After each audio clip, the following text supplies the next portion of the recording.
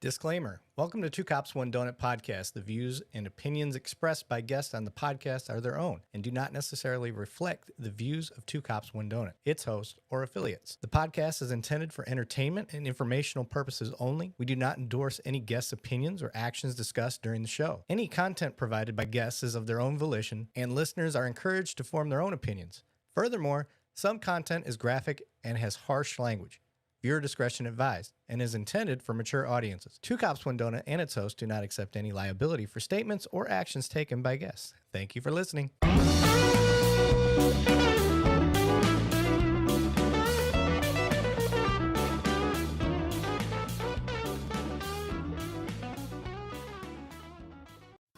All right, welcome back. Two Cops, One Donut. Truly Two Cops, One Donut today. I am your host, Erik Lavigne, and I have with me the one and the only Banning Sweatland. What's up, buddy? What's up, brother? Oh, nothing. Day. Just rocking this, killer firefighter mustache. A little shout out to my firefighters out there. We're just supporting all the... we always support all the first responders, and Erik likes to do it by mirroring at times, so that's all right. We got to have heroes too, That's right. Oh, I see my mods are throwing up to buy me a coffee link up there. Hey, guys, we are not here to try to take your hard-earned cash, but if you do want to help support what we do and keep this thing going, all the money that gets donated goes directly into the show. It's not like we sit here and pocket thousands of dollars from y'all. We're lucky to get maybe $200 to $400 in a month, and we look forward to that because that absolutely supports everything that we provide with this free content that we put out. So thank you very much for any support you can push out there. Thank you. So you got your mom in the house? Looking through. I want to look before we get too far. He said, "Look like my dad." He has the prick mustache as well. Love it. If you're wondering why I shaved, I have a military ceremony coming up, and I like to have fun with shaving the growth off there. So the first day that I shaved, I decided to go with the full, what's his name? Hulk Hogan handlebar mustache. Oh, yeah. And you guys can see that in a couple videos that I made. I was just trying to get some engagement going so people could focus on the mustache instead of the actual content. I couldn't even listen to the content, and I was focusing just on the mustache. So it's just like... Yeah. So I was like, there's a strategy behind this. This will cause some engagement. I'm sure it took a lot of people back to Super Troopers. Who wants a mustache ride? I do. Yeah, I do. And then to my wife's total disdain, I kept calling her brother. I was like, "Hey, brother," every time she was walking through the house. All day. I didn't stop. I never broke character with her. Anytime she'd be like, "Hey, Erik, can you use?" I'm like, "What do you need, brother?" She's constantly messing with her. I was in full character. Brother. Yeah. Just rest in peace to the Hulkster. Yeah. But before we get into saying hi to everybody and all that stuff, I just heard some really good news today, and I want to jump right to it and share it because he is a friend. In a mission. He is a cop that does what we do. So I am going to share his page, if I can find it here. Share. If you're not familiar with him on Instagram, he goes by Officer Honey Badger. If you're not familiar, you're probably more familiar with his YouTube, which his YouTube channel is Ohio Body Cam. Or I'm sorry, is that the right one? I don't think that's the right one. It's not. I'm sure you'll it's text supposed to be. With a link to that's not the right one. My bad.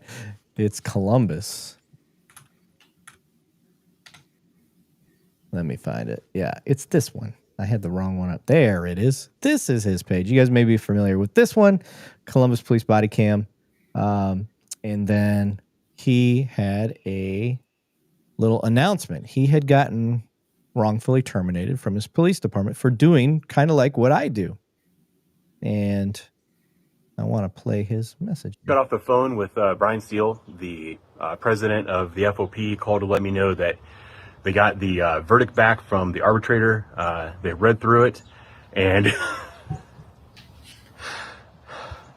full reinstatement with back pay award.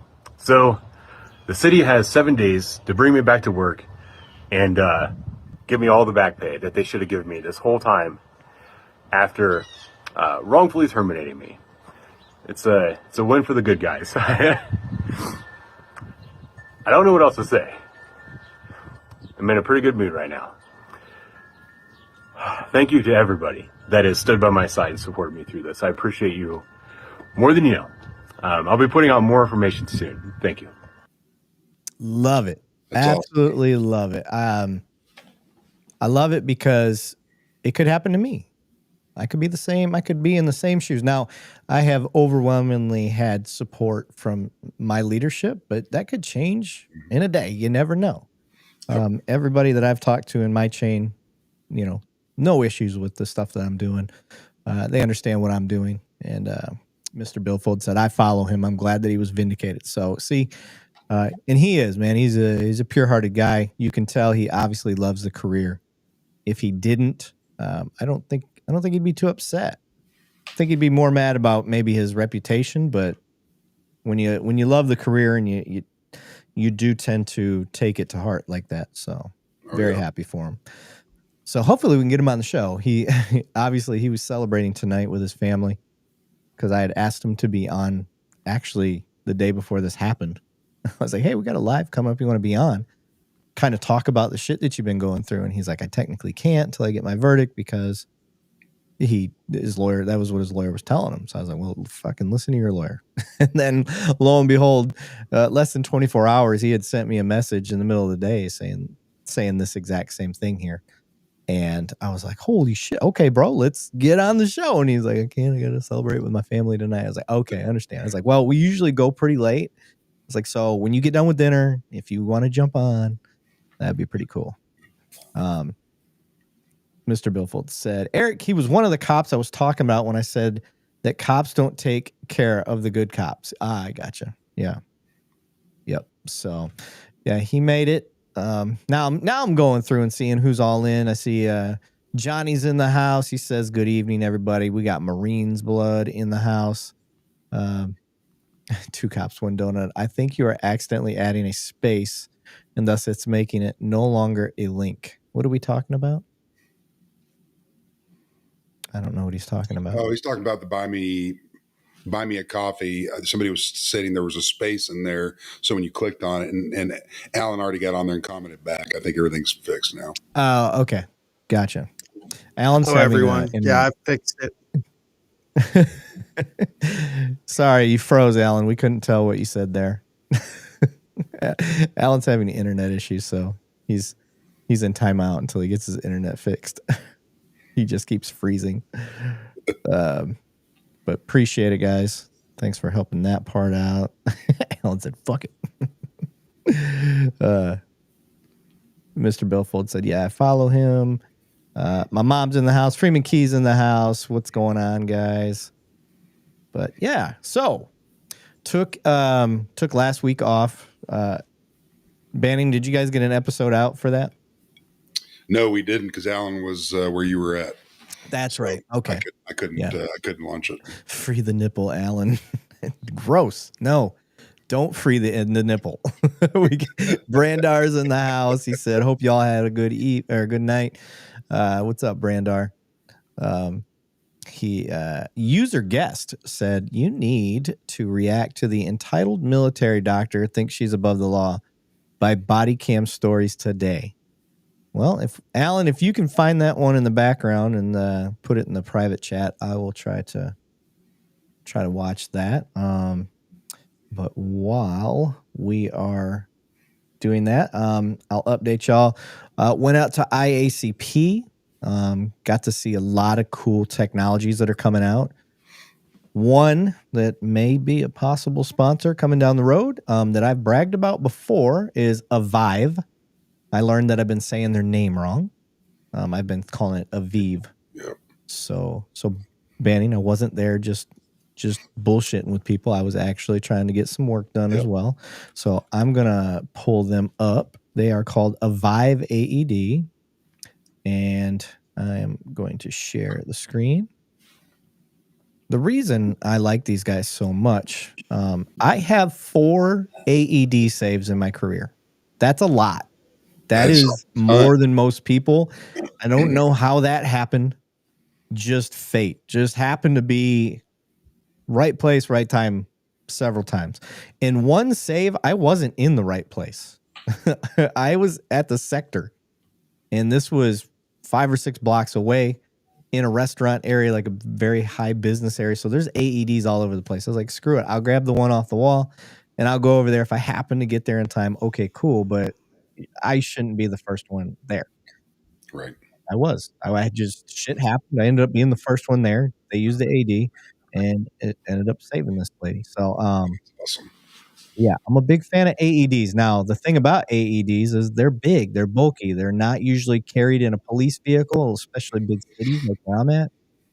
Well, Avive came out with an AED that can basically fit in your cargo pocket and work for kids and adults. So I'm trying to see if this doesn't look like the right page. It's called Avive. What is that? There it is. I clicked on the wrong one. There it is. This is what I was talking about. That is small. Yeah, it's tiny. Let me see if they show it being. Yeah, that. Look how small that is. Man, you can't put a cost on a life either. And that thing weighs 2 pounds, bro. 2 pounds. And the size. I mean, this is truly gonna go. And I've got to connect in Arizona. I'm going to reach out to, and I'm sure he's aware of this product.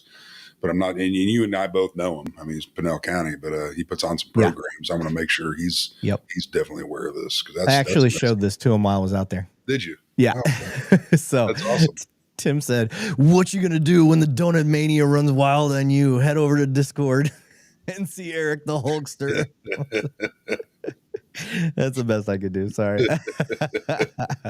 Thanks, Tim. Too funny. But yeah, this thing, 2 pounds, it's the smallest AED in the world that I know of. Right. And when I talked to them, they said there's nobody that makes a bigger or a smaller one than them. So yeah, we're working with them to see what we can get going for them. So guys, if they do become a sponsor, we need y'all to help us push this product out because it will save lives. Yep. So, and you know me, I don't back the stuff up unless I believe in it. And what's cool is, Banning, what I really like about the screen here is it's dummy proof. It walks you through as soon as you activate it with that red switch in the back and start pulling up leads. It gives you pictures. It shows you, it tells you what to do. It's pretty cool. That's awesome, man.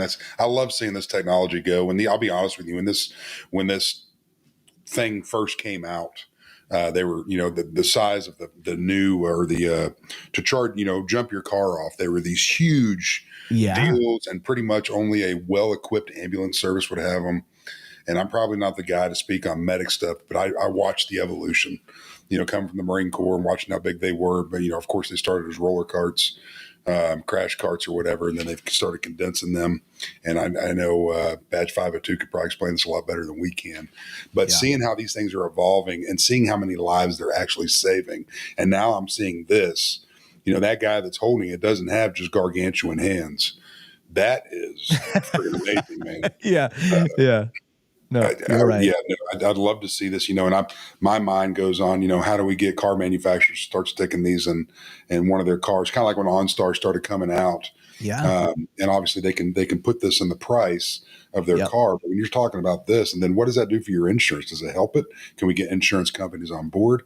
There's a lot of things that, that's a really good idea for a jarhead. Dude. Holy shit. You ought to see my notebook. You'd think I'm some kind of weirdo with all the ideas that I have. Not just a pretty face. I like it. Oh, I definitely got a face for radio, brother.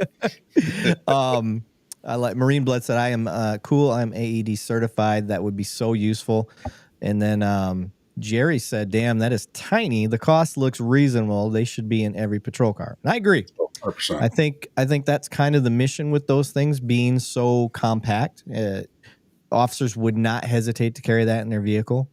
And I truly believe technology is going to be, it's right around the corner where they're going to make it pocket size, like truly pocket size. I'm telling you, that can fit in a cargo pocket. So if you're like an EMS or something like that, I would get carrying that thing. As a cop, it's still a little too bulky right now. as fast as tech is going, man, this may become a freaking watch with leads that come off of it. Yep. You know, just it's amazing. Yeah. And I like your idea. I mean, I think you're onto something about that being in every vehicle, because I mean, you know, they provide a jack, although they're shitty. You know, you got a spare tire. I mean, if you're going to have some of these things, maybe you could, you know, you get the mid-range package, and now you've got an AED in there. And then you run it in a universal location in every single one of those cars. So even if you're at something and you see that car and you break the window out to get the AED, you know, and insurance is aware, okay, it saved a life, and we're going to replace that for the guy. The guy wasn't even there that owned the car, but he had the product in there that saved a friggin' life. Yep. You know what I mean? It's just, and you put that type of kickback towards the people that bought the car. And I mean, it's just huge, man. And you would believe where my ideas go with this type of stuff. But yep. I think it's a good idea. Okay. So now that we've been sitting here bragging about somebody that's not even a sponsor, let's give a shout out to our actual sponsors. First, Peregrine. This doesn't apply to everybody. This applies to law enforcement, DAs, maybe even Fireside.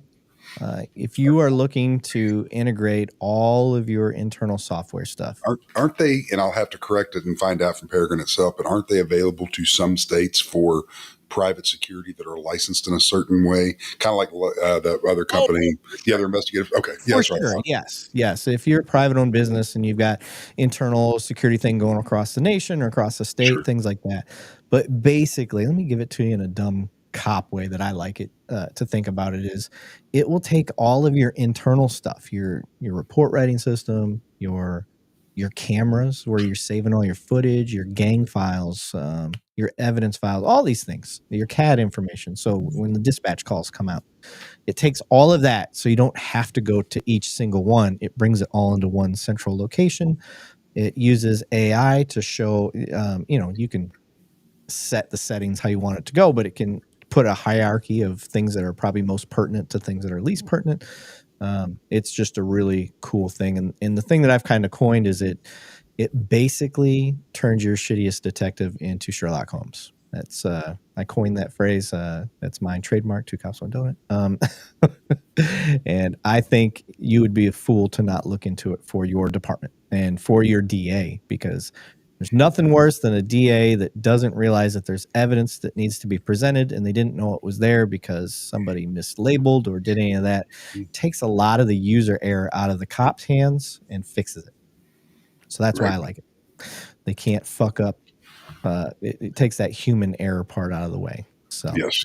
Yeah. Anyway, Peregrine, check them out. Peregrine.io, like the Falcon. So anyway, we pulled up that video that somebody asked us to look at earlier. I don't remember who requested it. It was under anonymous or like a user. Yeah, some user. So I don't know this video. We have not watched it. We're going to share it. Do you need to screen it first? Yeah, I don't know why it's not popping up on the screen. I just said, all right, let me stop sharing. Share screen. There it goes. It didn't work for some reason. This one comes from Body Cam Stories. So shout out to them. Go to their YouTube channel. They're growing. It looks like they've got 56,000 subscribers.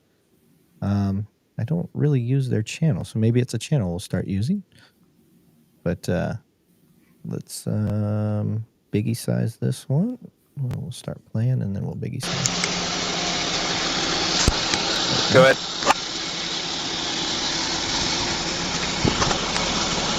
Not at this moment. Good afternoon. Hey, Colonel, you want to roll your window down? No. Why not? Why are you detaining me? I'm not detaining you, Colonel. I'm stopping you for doing 63 miles an hour in a 40-mile-an-hour zone. I need your driver's license, your insurance, and your registration. Okay, so something to know on a military base, because I'm a military cop. Rank does not matter with on-base police. It's the only time that rank does not get to mean shit for military ranking systems. Her being a colonel, she is light years ahead rank-wise from this military cop that's pulled over. It looks like it's Air Force. I can see the force right here on the name tape. And This tactic here of keeping the window rolled up and trying to talk through the window is a no-no. And I am going to guess that there is an odor of alcohol inside that car that she doesn't want to get out. So I'm already suspecting DWI. You got anything to add on that, Banning? No, just the way she's acting on that. And, you would be a bigger expert than that. I covered it when I was in the Marine Corps, but things have changed. I know that MPs on the couple bases that I have been will physically remove that window immediately because you're kind of following into a different area. Now, I don't know if that is still the same. I don't know if when you're signing for your base DOD sticker that you get those. If you get stopped by police, you shall do this regardless of rank, file, etc. I'm not sure how that goes on bases now. It's been I should have known. She's not on one of the guys. Marines Blood said she's not it's not an MP. It's a local PD. Okay, that's different. So, then I was gonna say when they said the speed, bases don't typically get over 30. Right. There's not a lot of places on a base that get over 30, and most of them are in the 20s. So with that said, that makes sense about her going in a 45 or whatever they said it was. Right. She is in uniform, and this officer recognizes the rank, which tells me he probably served. Mm-hmm. Just going off the clues there. All right, we're going to keep going. Do you have proof of the speed? Yes, I do. It's on my radar, ma'am. May I see it? No, you may not. 227. Send me another unit. I also had you doing 73 further down the road. I need your license, your insurance, and your registration. Can I see the radar, please? No, ma'am. You are not entitled to see my radar. You're incriminating me on something, and you're saying that I'm not allowed to see. Colonel, I need your driver's license. Okay, so we're going to get into the rules, the laws, and all that on traffic stop. And we've said this on here before, but just in case you're not familiar with it, you are, in fact, not legally obliged to see anything that the officer is saying. Right. Now, can it go a long way showing them? Sometimes. Mm-hmm. I actually posted a video not too long ago of a Dearborn officer showing a red light, his dash cam footage. So he had the ability to put it up on his phone, which is cool where the technology is getting to show a person running a red light and prove it to them. Right. Which the guy still argued it, which cracks me up. Yeah. So even when you show it to them, they're gonna be like, "Well, did you calibrate it? How do you know that was my car?" Like they're still gonna argue. And that's what the day in court is for. Yes. If you want to argue it, take it to court. Yes. That officer's doing everything in his presence or view, and that's not the place for it. Is on the side of the road. I don't believe. Yeah. So it just depends. Like for me now, Banning, when I have somebody like this in full uniform, all that, I'm already kind of suspecting DWI. I'll be like, sure, come back to my car. I'll show you the radar. Mm-hmm. I'm going to separate them from the car. Yep. So I believe this would have been a good opportunity already. It doesn't look like he's going down that path right now. Looks like he's more of a I don't have to show you type of guy. Right.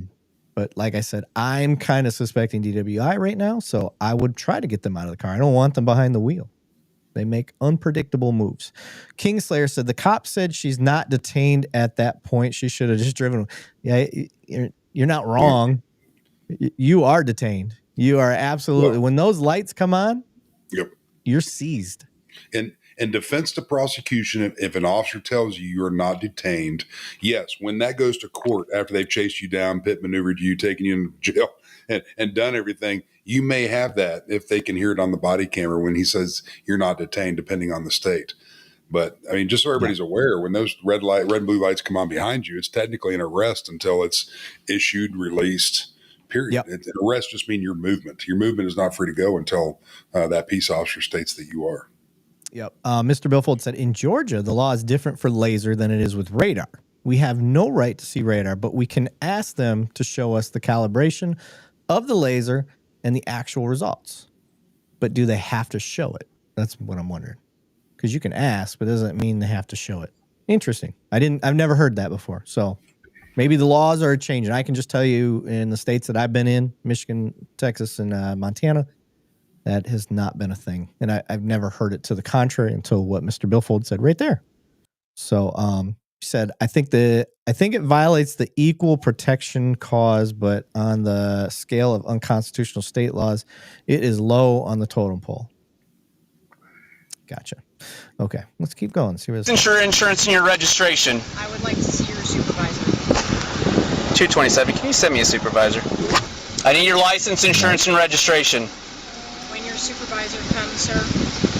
We're going to pause that right there because this is a common misconception that the stop stops because you ask for a supervisor. It's not a timeout.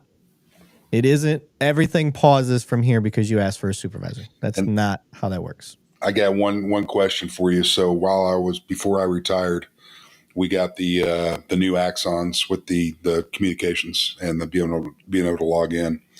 One of my motivated deputies called that did several traffic stops, called and said, requesting a supervisor here, sir. I know you're going to say what's going on, but I know you're 45 minutes away. And I said, stand by and get close to the car. And I activated that body camera. I could see and hear everything that the motorist was saying. And I was actually able to resolve it because I was on another primary call that I could not just leave, but I wanted to try to take care of both if I could.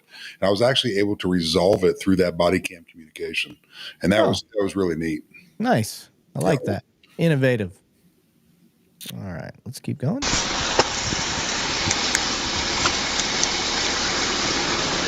You also don't have a seatbelt on.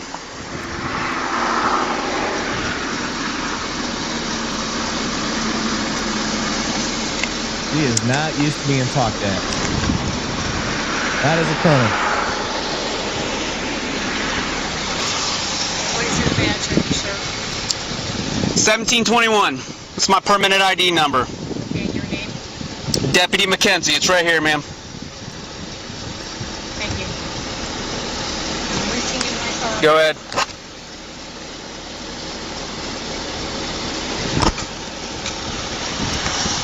Do you have the registered owner's information?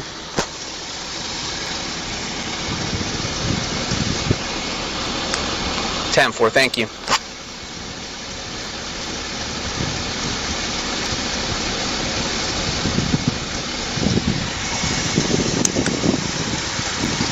Badge number again, please. 1721. 227. She's refusing to provide driver's license, insurance, and registration or roll her window down. Is there a reason why you sat at that green light for several seconds? Sitting there at the green light? No, not really. Didn't want to make your turn? With a green arrow, you didn't want to make your turn?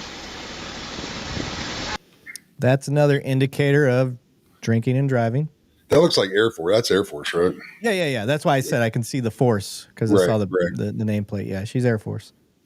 And for those that don't know, when you're up at the colonel level, like you don't have to answer to very many people. And she's usually a lieutenant colonel, not a full bird, correct? From what I was saying. Yeah, I think it's lieutenant colonel. Yeah, because I didn't see the full bird. It was the oak leaf. So, but even then, still a large rank. Yeah. So for those that don't know, I think it's a butter bar lieutenant, first lieutenant, second lieutenant, captain, major, then lieutenant colonel, and then after that, it's all the generals. Yep. So.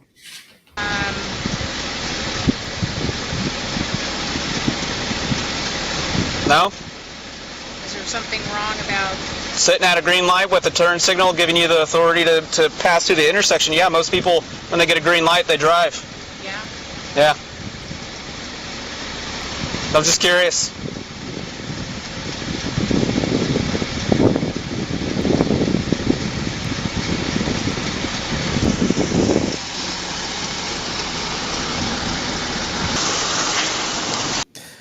I feel like he's paying her some favors that I don't think a regular citizen would be treated this way. No, and he is going above and beyond. And if he's doing this on every traffic stop, awesome. Yeah. But then again, I tell my guys, is this something that you can truly handle? Are these hurdles that they're kind of afraid to go over? Just going back to that leadership, because they got to be able to make those on the call or on the spot calls, and that's my whole thing. Yep. She's like I said, I'm still going with the alcohol related. Hannah Odeshi said, beats me. I'm as a retired master sergeant. Congrats. Yeah, still a great rank. Yep. This means you work for a living? Hey, it's a lieutenant colonel. I had her doing 73 down there, and then in the 40 I had her doing 63. She sat at the green turn signal, and she's refusing to roll her window down or provide any documentation. And I figured, why not get you here before I rip her out of a car? He's itching. I like it. He kind of looks like a devil dog walking. I don't know if he is, just based on the haircut and the dude that's walking over there. So. Yeah. Yeah. Mr. Billfold. Somebody said, Sean Carroll said, weird that colonel in the military would be acting this way towards law enforcement. That's why I'm leaning towards intoxication. Yep. Mr. Billfold pulled up Article 2, speed detection device. Under code section, shall notify each person against whom the officer intends to make a case based on the use of a radar device. Oh, interesting. Okay. Chaplain Campbell said, it's so that we stand out when you look at us in front of the aircraft. And Mr. Billfold continued and said, if requested to make a test, the officer shall test the radar device for accuracy. Fair. I like that law, actually. I think you should. Like, after you write a ticket, I think that should be something you do just to show, especially with body cams now.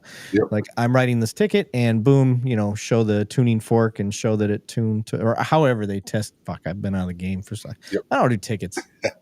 I don't do tickets, dude. I don't know how they work anymore. Peter Kazubski? Kazubski. I think that's how you say it. Kazubski said, yeah, if that was civilian, it would be a different game, I bet. I agree. I bet it would have been. Did you want to talk to her before I get her out? Yeah, I'm going to try. Okay. He wants to get her out. No, she didn't, but it's on the 14 from the registered vehicle. Yes. Are you going to roll your window down all the way? No, can you hear me? I can't. Problem. I don't know. Your officer stopped me, and he won't let me see the radar. You stopped first. Well, if you want to see the radar. I'm amazed at how well I can hear her. I don't know if that's the camera that just can hear her better, but right. I've never been able to hear somebody clearly through, because she's not yelling. She's just talking. No, and I noticed the supervisor probably left his body camera back at the office. Gotcha. Yeah, probably. All right, let's... You have to step out of the vehicle so you can see it. It's not a handheld device. I don't have to step out of the vehicle. You do by Florida law. So I'm not going to argue with you. What's going to happen is you're either going to roll the window down and cooperate from here on out. What are you detaining? Or right now you're impeding an investigation. I'm investigating for what? For a traffic violation. What was the traffic violation? I already explained to you, ma'am. You were doing 63 in a 40-mile-an-hour construction zone. I'm just going to tell you what's going to happen. So either you cooperate from here on out, or we're going to break the window and pull you out of the vehicle, and you're going to go to jail. It's that simple. You're going to break my window and vandalize the car? Yes, and absolutely. You're going to go to jail. He's a little eager. That kid's a little eager. Absolutely. Relax, dude. Relax. He's one of those quiet guys until his back up arrives. Like, even if I was the supervisor, I'd be like, I'm gonna have your partner over there. He's gonna be the one to do the entry. You're gonna step back. Exactly. You're too eager for me, buddy. What Mr. Billfold said, in the event the radar device does not meet the minimum accuracy requirements, the citation, complaint, or ticket shall not be issued against. I like that. I really do like that. That's a good rule. I like that. What's Kingslayer saying? Watch out, Mr. Billfold. That black and white law might not be black and white. You need to read it if it is reasonable for the cop to follow it. Kingslayer still butthurt because I didn't agree with his take on something the other day. I don't remember what it was about, but I was talking about reasonableness. Like he doesn't get the concept of reasonableness when it comes to the courts. Right. What you see in black and white, the point that I was getting to, what you see in black and white and the way that courts practice law are two different things sometimes. So they will base things off of reasonableness and make rulings and things like that. So that's why I said it isn't just the black and white law, it is reasonableness. So in this, if they decide to break the window, Banning, I'm gonna let you lead the way on how you would break windows and get this person out. How would you extract this kernel? The last couple years, I had a little spring-loaded one. Before that, I had just an asp, and using a striking technique to get it out. Sometimes, depending on the car, the make, how many people were in it, we would enter through the passenger side. I try to do what I can to not have glass go on the occupants, even though they're the ones that are technically causing it. We have to do our due diligence to make sure that nobody goes home or to jail with bruises created by us, unless it's extreme. But it's just a quick, little window punch thing. You could break a bottom right corner, bottom left corner, and just the way that glass breaks and rake it out towards the street. And after the tow truck gets there and everything, you can get it cleaned up and remove them from there. You either using a seatbelt cutter if they're completely non-compliant, but you want to make sure you have control of those hands if it gets to that point and get them out. For me, I like to do the driver's side back passenger if they have one. If they don't, then I'll go over to the passenger side. Just like you're saying, I don't want the glass to go all over them. She is being what I call passive resistant. I don't think that she's going to fight or do anything like that based on everything I see. She's just going to make you go through the motions. She's trying to establish something that she thinks she has a right to, and she doesn't. And I know this does get overused by police, but Pennsylvania v. Mims is what would allow them to get her out of this vehicle. And she's already created several violations of the law by not providing her ID and credentials and stuff like that. And speeding was the PC for the stop. So all these things. But in that, again, like I said, I'm not going to tear her out of that fucking car. I'm going to grab her and see what her response is and say, all right, ma'am, step out of the vehicle. Because I don't think that she's going to resist. I think she's doing, like I said, a passive protest is kind of what she's doing here. So let's keep going. For not cooperating. Cooperating or not cooperating is not a crime. Okay, I'm just telling you what's going to happen. So Sir, you can either just on my way home. you can either go along with it. Yeah, it's making this a lot more difficult than it has to be. Sir, are you the supervisor? Yes, I am. I would like to see the captain. Okay, well, the captain doesn't work right now, so I'm the best you're going to get. Well, I think I would like to see the captain. Good. So I'm asking you one more time: are you going to cooperate, or are they going to have to take you to jail? Why are you taking me to jail? Because you're not cooperating. It's just that simple. Cooperating or not cooperating is not a crime. Okay, but you're refusing to provide all the documentation that you're supposed to provide? I'm traveling. Okay. On my way home. Okay, but the United States Supreme Court says that we can have you step out of the vehicle during any traffic violation, during any investigation. So you are violating the law. So you can argue with me all you want. In the end, you're incorrect and you're wrong. Whatever you learned on the internet, book is all incorrect. It's not the truth. It's not right. The Florida Supreme Court has said, if I tell you to step out of the vehicle on a traffic violation, you will step out of the vehicle. So that's what I'm ordering you right now. You either cooperate and step out of the vehicle right now, or they're going to break your window, unlock your door, open the door, and pull you out of the car. And instead of just cooperating and getting a traffic violation, you're going to spend the night in jail. So are you prepared to spend the night in jail? Yes or no? This kid's itching. I have a feeling he's going to pop that window the moment she doesn't comply. Oh, yeah. Oh, we're taking bets right now. Figurative, hypothetical bets. But is he going to break that window in the next 5 seconds, or is he going to give it some time? The sergeant's going to back up. I'm curious. I think this kid's just going to go wham immediately. And Jerry Worms is in the house. Oh, Jerry's in the house. Jerry said she sounds like a sovereign citizen with the uniform on. Yeah, in uniform. Yeah, I don't think that's the route she's taking. I think she's drunk. I truly do. Yep. I think this is alcohol speaking. So And before those well, she's in uniform. Why would she have been drinking? Like, look at the time of the night. She's probably out at some sort of military celebration, is my guess. Right. Yes or no? Are you prepared to spend the rest of the night in jail? Huh? Okay, break the window and take her out. Yes, I called it. He didn't even get out of the way. Oh, shit. That motherfucker was loaded. He was loaded and ready. God damn. He said, break her, and before he could say out, and then holy shit. Golly, man. All right, guys. I know. I think that, obviously, that was cool factor. I don't agree with what he just did. I don't like that at all. I don't like that he did the driver's side. I don't like how quickly he did that. Jesus. All right, I'm gonna go back. That was amazing timing. A traffic violation, you're going to spend the night in jail. So are you prepared to spend the night in jail? Yes or no?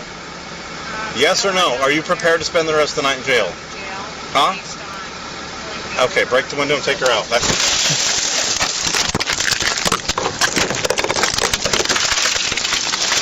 Hey, that glass went my eye! Hey! Knock it off! Okay, I was wrong. She is gonna fight. I thought she was just gonna be passive. Yep. Nope. Well, I'm 1 for 2. That kid wanted to break that thing. Knock it off! Are you fucking Freemasons? I'm just saying, this is how Rambo started. Yeah, it is. It's a little bit like how Rambo started. The only difference is she's in a vehicle. We may have just created the first female Rambo. It's going to be a new movie called Ramba. So let's see. Your hands. Hey! You cut my face and you broke my glasses!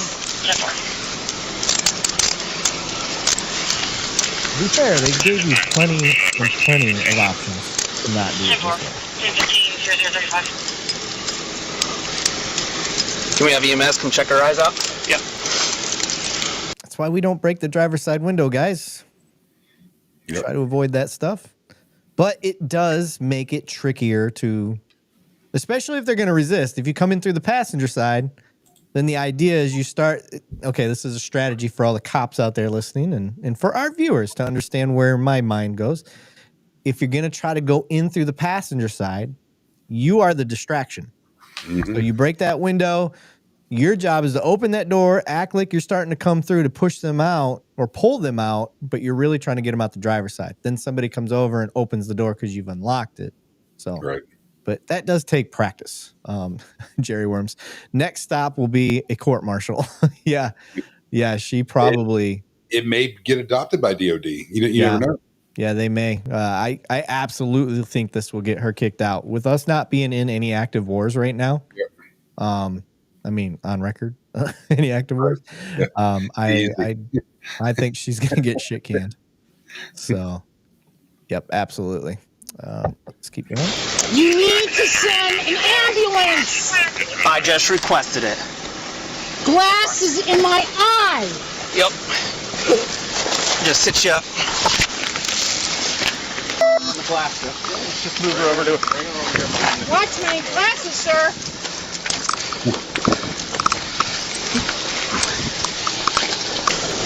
You gonna stay here and be nice? Sir, my glasses, and you... Right there. They're right behind you. Okay. There's glass in my eye. We've got an ambulance coming. And there is no crime. Oh, yeah. Oh, yeah. There is no crime. I'm sorry, Lieutenant Colonel, but there's definitely a crime.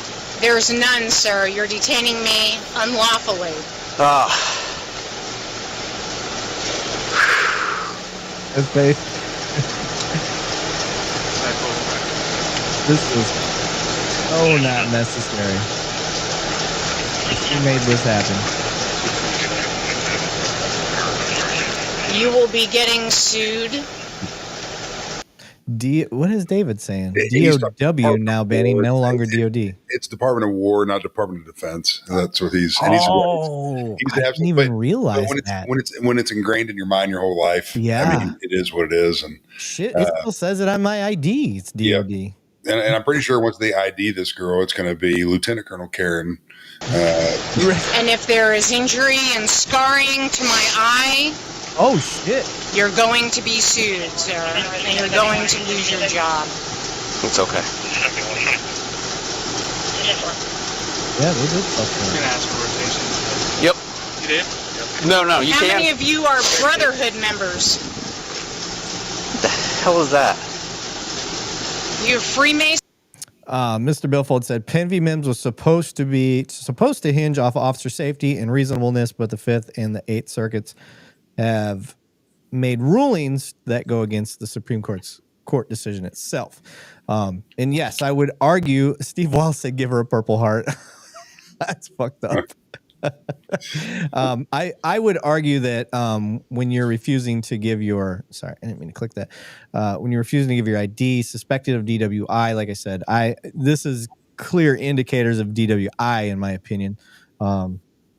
So it is a safety issue. It's a safety issue for everybody, including the public. So you do got to get them out of the car. Yep. But I don't want to watch this whole thing. You sure? Absolutely. How about you? Nope. What's your name? Deputy Casey. Deputy Casey. Ability to give me my phone so that I can make contact. You still need lights? I'm good right now. Okay. It's the 10 o'clock. Refuse to submit to the urine test. Am I blocked from driving because I don't take a urine test? Your license will be suspended for a period of 12 months. A urine test? That's a thing too? Yep. I've never heard of that either. Jesus, I've really been out of the game when it comes to traffic violations. A urine test for DWI. I didn't know that. Different state. I think they're in Florida there. Yeah, I've never heard of that. Florida gives you 3 options as opposed to 2. I'm not sure how it works. Interesting. Okay. I've never heard that. If it was and to the point that they're getting at, I think in most states, I think in all states, if you refuse to submit for a DWI, like your breath, blood, your license will automatically be suspended for a year. Yep. That's just how they do that. previously suspended. No. It's 18 months if it was previously suspended. You can read it. It's right there. Well, Is she already suspended? without representation, I don't know how to answer this. Oh, come on. So here's the thing. When you get issued a driver's license, Right. you have to sign for it. It's called implied consent. And when you sign that, it basically says, yes, I agree to supply blood, breath, or urine as a part of lawful investigation, which is what this is. So, It's unlawful investigation, but go ahead. okay. So do you refuse to take the test or not? I don't understand the instructions. Okay. I'm requesting that you take a urine test. We have these lovely little things What here. I'm asking you specifically is by refusing this. I've actually taken 2 of these just last week. Okay. Okay, on base. That's normal. Refusing with you to do this. Correct. Does that mean I can't drive a car? Yeah, your license will be suspended. Now that this is the first time, right, you'll get a 10-day, what do you call it? Occupational. And then where is this tested? FDLE, Florida Department of Law Enforcement, actually gets shipped out. So it leaves everybody's hands and then goes... Yeah, it gets taped up, it goes into a refrigerator in our evidence, then they get it out and it gets shipped to I FDLE. really trust that with what's happened tonight. So my mom actually said, I think they can do a blood draw there at the hospital along with the urine, Dave. Not sure though. You need what's called a blood warrant. So typically what will happen is if you refuse to give breath or I guess urine, if she refuses that, they can do a blood warrant if they've got suspicion of her being drunk. And I think Florida may have, I'll have to look it up, but knowing a couple of the deputies and troopers down there, I think they have a no refusal time of year as well, to where it goes with this. I'm not sure if they've adopted similar things that what we have. I'm not sure. In Texas, you've got I don't know. Again, I haven't done this in so long. I think you have to have a blood warrant, but there are no refusal portions of the year. Right. Yeah. It's so odd. I don't understand it all. I'm glad I've never been a DWI officer. So far. And not doing this means I can't drive a car. Correct. You're driving, like I said, your driving privileges will be suspended. Even though it's never been happened before? And it says, look, your driving privilege will be suspended for a period of 1 year for a first refusal. 18 months if it has been suspended previously. So this is your first time, and it'll be suspended. Oh, Chaplain Campbell brings up a good point. If she had to take 2 of those on base last week, why did she have to take 2 in 1 week? I bet you somebody else saw something and they asked her to pee in a cup twice. One of those could have been a random. One could have been a random, but 2 is very rare. Yeah. Very rare. Now, this happened to me 2 years ago, but I'm different. I'm not active duty. So I show up. Usually I get randomly drawn to go piss test every year when I show up.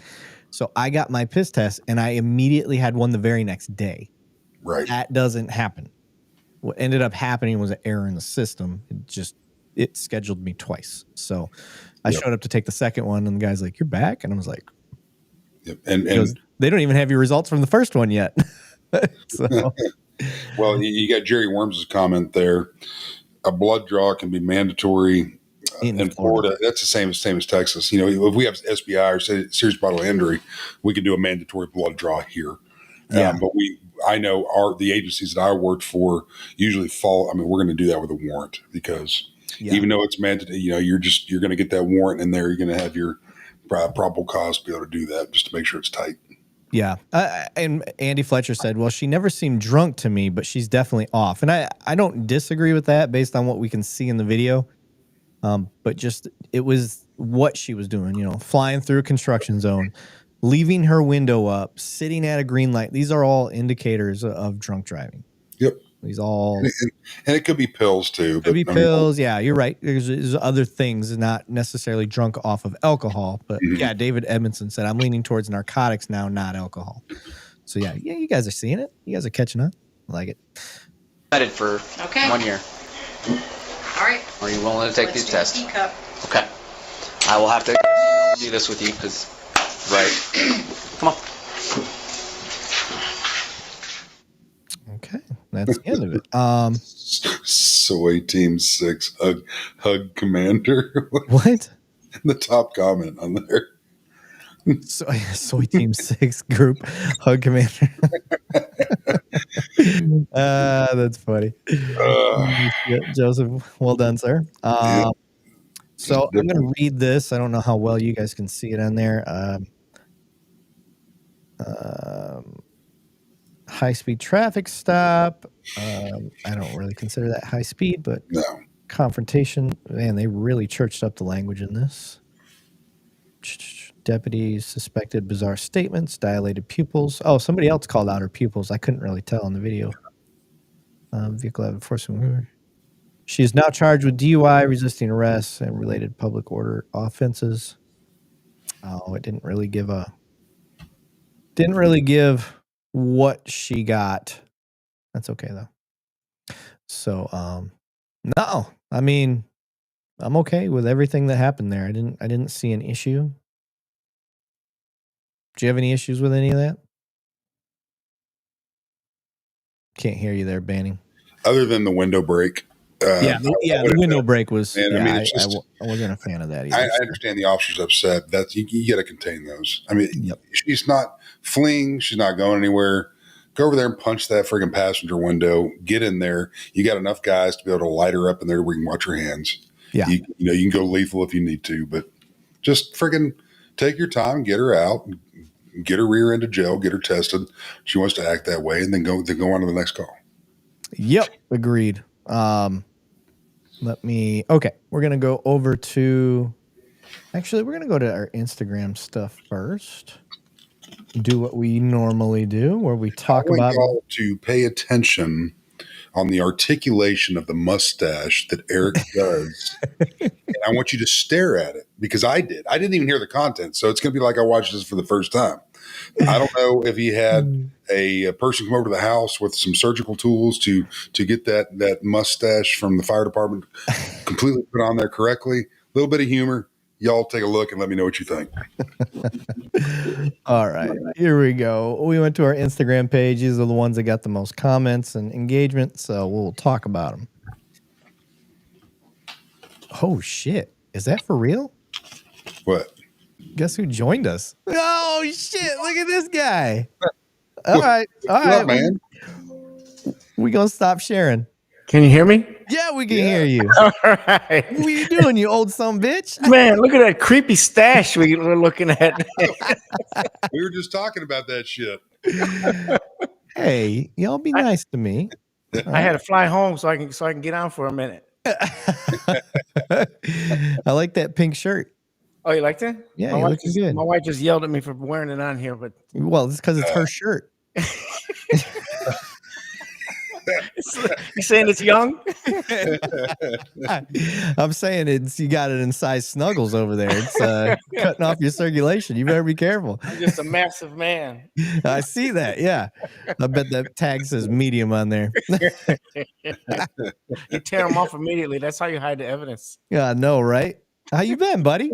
I've been good, man. I miss you guys, man. No shit. We've been busiest man on the planet with all the groups I'm running and working for my wife, aka Shidel Castro. She got me so busy it's not even funny. I won't tell her you said that. She'll watch this later and punch me in my sleep. There we go. That'll work.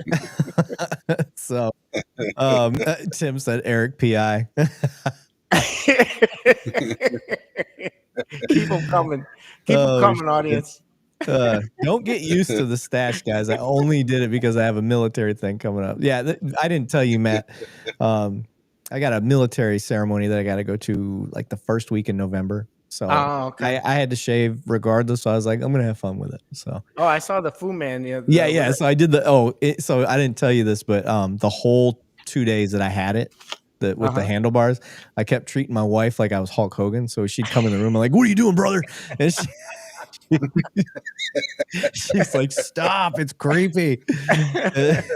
I came in the room, I was like ripping my shirt off like right before bed, and I was like, "What Hulkamania is about to happen right now?" And she's like, "None."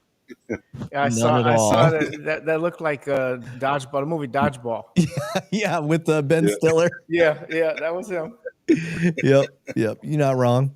All right, well, since you're here, brother, let's we were just about to get some of the Instagram videos that we got that got a lot of comments, so just kind of discuss them real quick.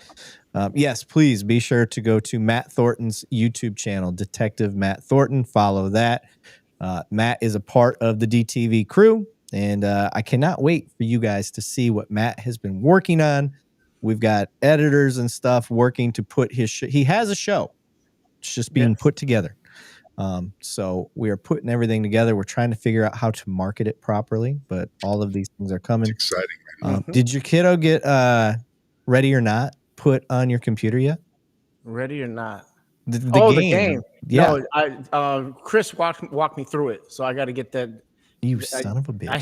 I had two assignments, so this was I got the first one done. Okay. The second one is coming next. Okay. But that's good. He's gonna use me the I guess you can do Bluetooth with the control thing.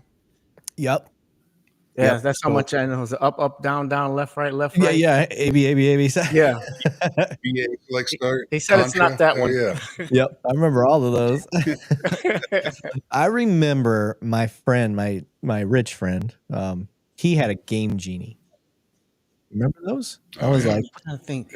Yeah. So Game Genie is like you'd put your Nintendo game in it, and yeah. Nintendo, like it'd like be sticking out of the damn console, and it would show you like unlock the game and it'd show you all the cheat codes and things to do. Like unlocked everything. It's crazy. Fucking cheater. Literal cheat code. Rich bitch. That's all right. I beat him up and took it. I'm just kidding. All right, let me share this. Boom, boom, boom. Okay, so so this one's out of Dearborn, Michigan. It's a traffic stop for running a red light. So.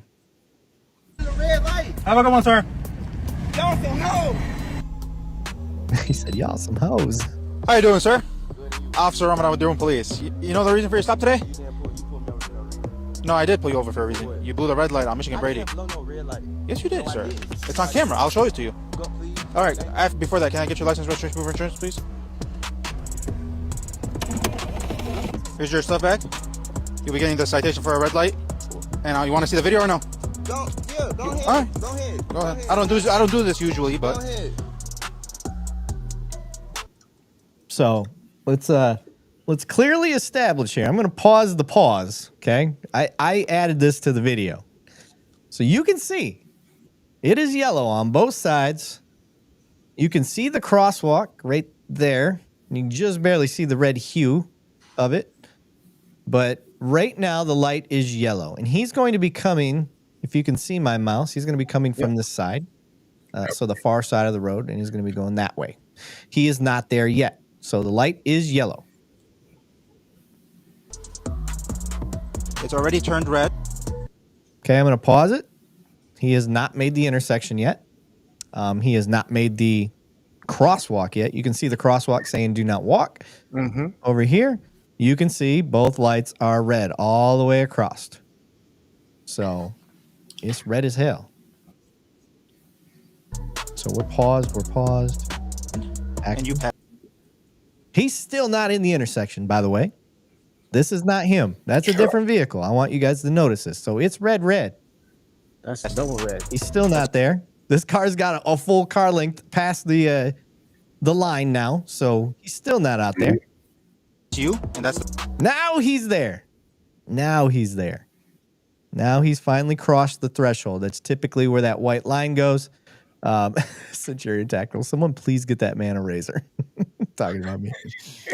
So that's the Camaro crossing line. So for those wondering, at least in the state of Texas, as long as you've crossed the threshold of the little white line that you see, you're good to go. That light could turn red. You're that's not running a red light.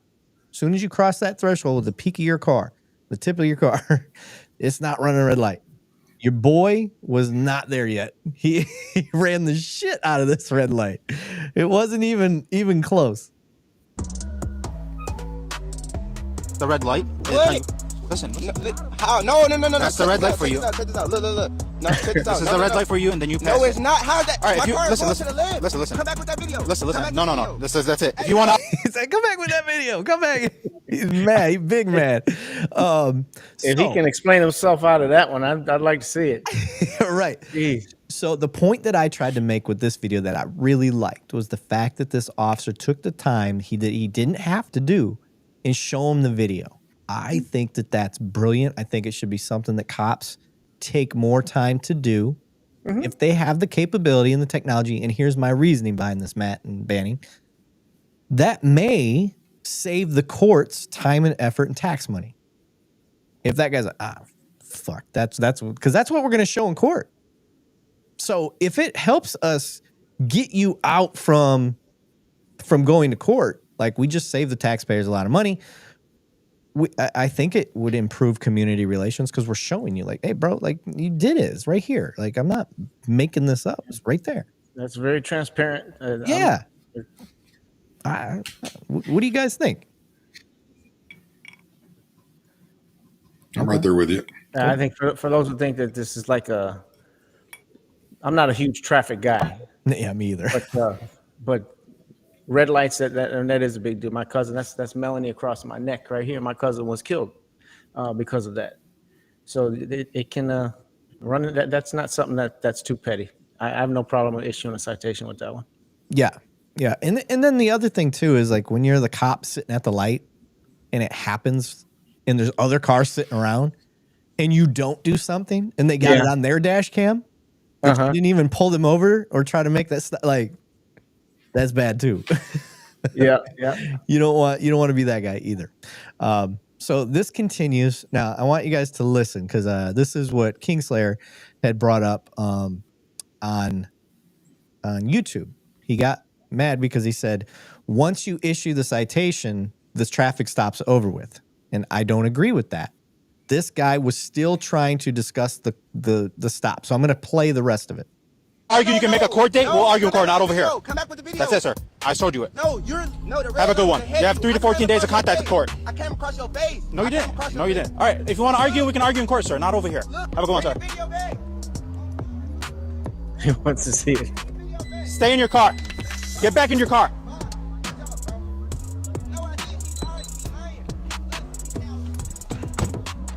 Tell you what I really like about this video. Okay, so the problem that and he's in the comments, but or he's on watching us tonight. So what Kingslayer had a problem with was that he told that guy to get back in the car, and he's told him that that's an illegal order. He can't tell him that because once the ticket was issued, that is now the stop's over with.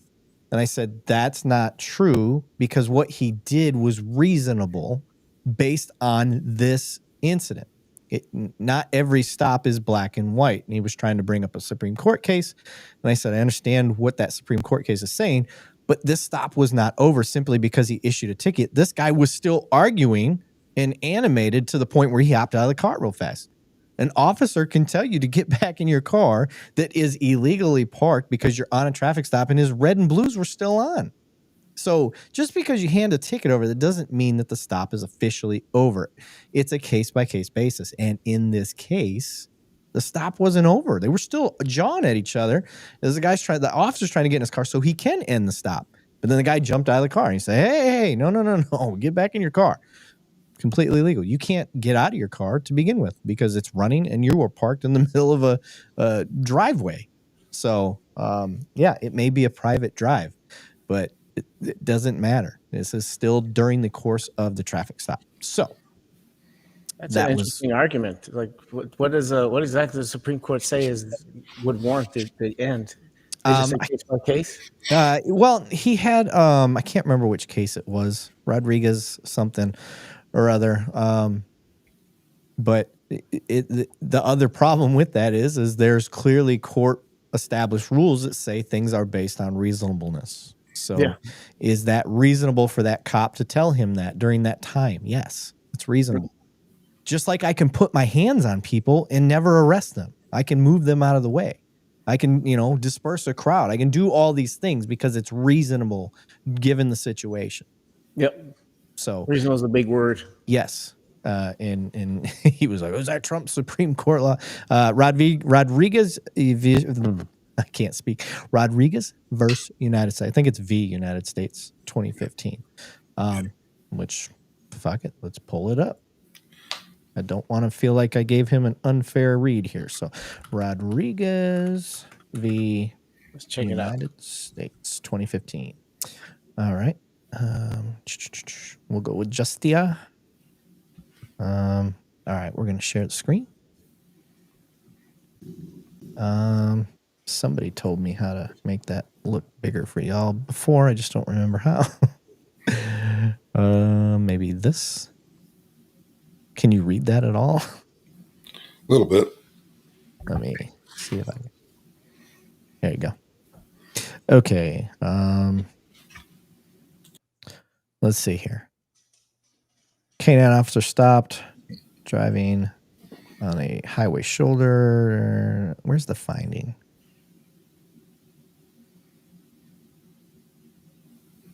This is what I hate about pulling up a case. I don't know how the site does its stuff. I want the findings. I believe this is the one where he prolonged the stop to get the drug sniffing dog there. Oh, I think you're right. Yeah. So, you're right. This is that one. So, given that this stop was not unreasonably prolonged, and I'm trying to find its opinion. This opinion is subject to formal revision. Oh, that's not it. Damn, where's the finding? See, this is what I hate about doing this on the fly. While you're looking at that, I'll be right back. Okay. Banning's got to drop the kids off at the pool.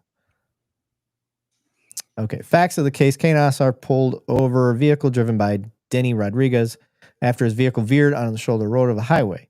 The officer issued a written warning and then asked if he could walk the canine around Rodriguez's vehicle. Rodriguez refused, but the officer instructed him to exit the vehicle and then walked around the vehicle with the dog. The dog alerted, presence of drugs, a large bag of methamphetamine was found Having trouble tonight, boys.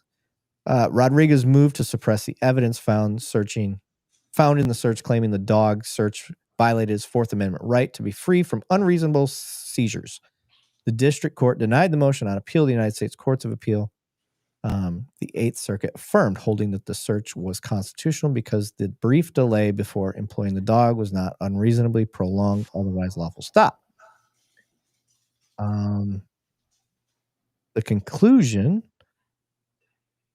in a 6-3 majority, court held that the use of the canine after the completion of the otherwise lawful traffic stop exceeded the time reasonably required to handle the matter. Agreed. Therefore, violated Fourth Amendment right prohibition against unreasonable search and seizures because the mission of the stop determines its allowable duration.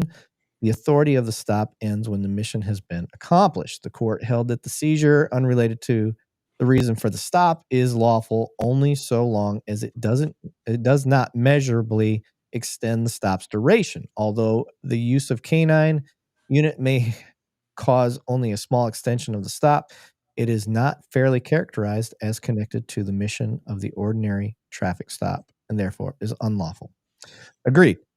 So in that, with what we were referring to, it wasn't an extension of the stop. The stop wasn't fully over with yet, in my opinion. So what this is saying, yeah, they was trying to do some other new action by bringing the dog out. This entire action was about the ticket that this guy was getting for running the red light. So that would be my argument. And that's what I'm saying. So Jerry Worm said, during my time, the attorneys would say more than 30 minutes was unreasonable after waiting for a drug dog. Yeah, absolutely. Yeah. Yeah, well, it's a lot shorter. We always did a lot shorter than that. 15, 20 minutes is about the most you're going to get wait for a dog. That's a long time. It just depends too. I mean, if you're working out in the sticks like Banning did, I mean, it's not reasonable because that's how long it takes for anything to get to you. So, Marine Blood, do you like Erik and Banning so much that you wish you could extend the show? You can join the Discord and share body cams for them to react to. It's so stupid. Oh shit. Oh, I love it. Caps fan. I'm gonna say he's a hockey fan. That's my boy. I like that. I'm a Red Wings guy, obviously, but as I'm wearing a Texas hat, it just matched the shirt, y'all. Leave me alone.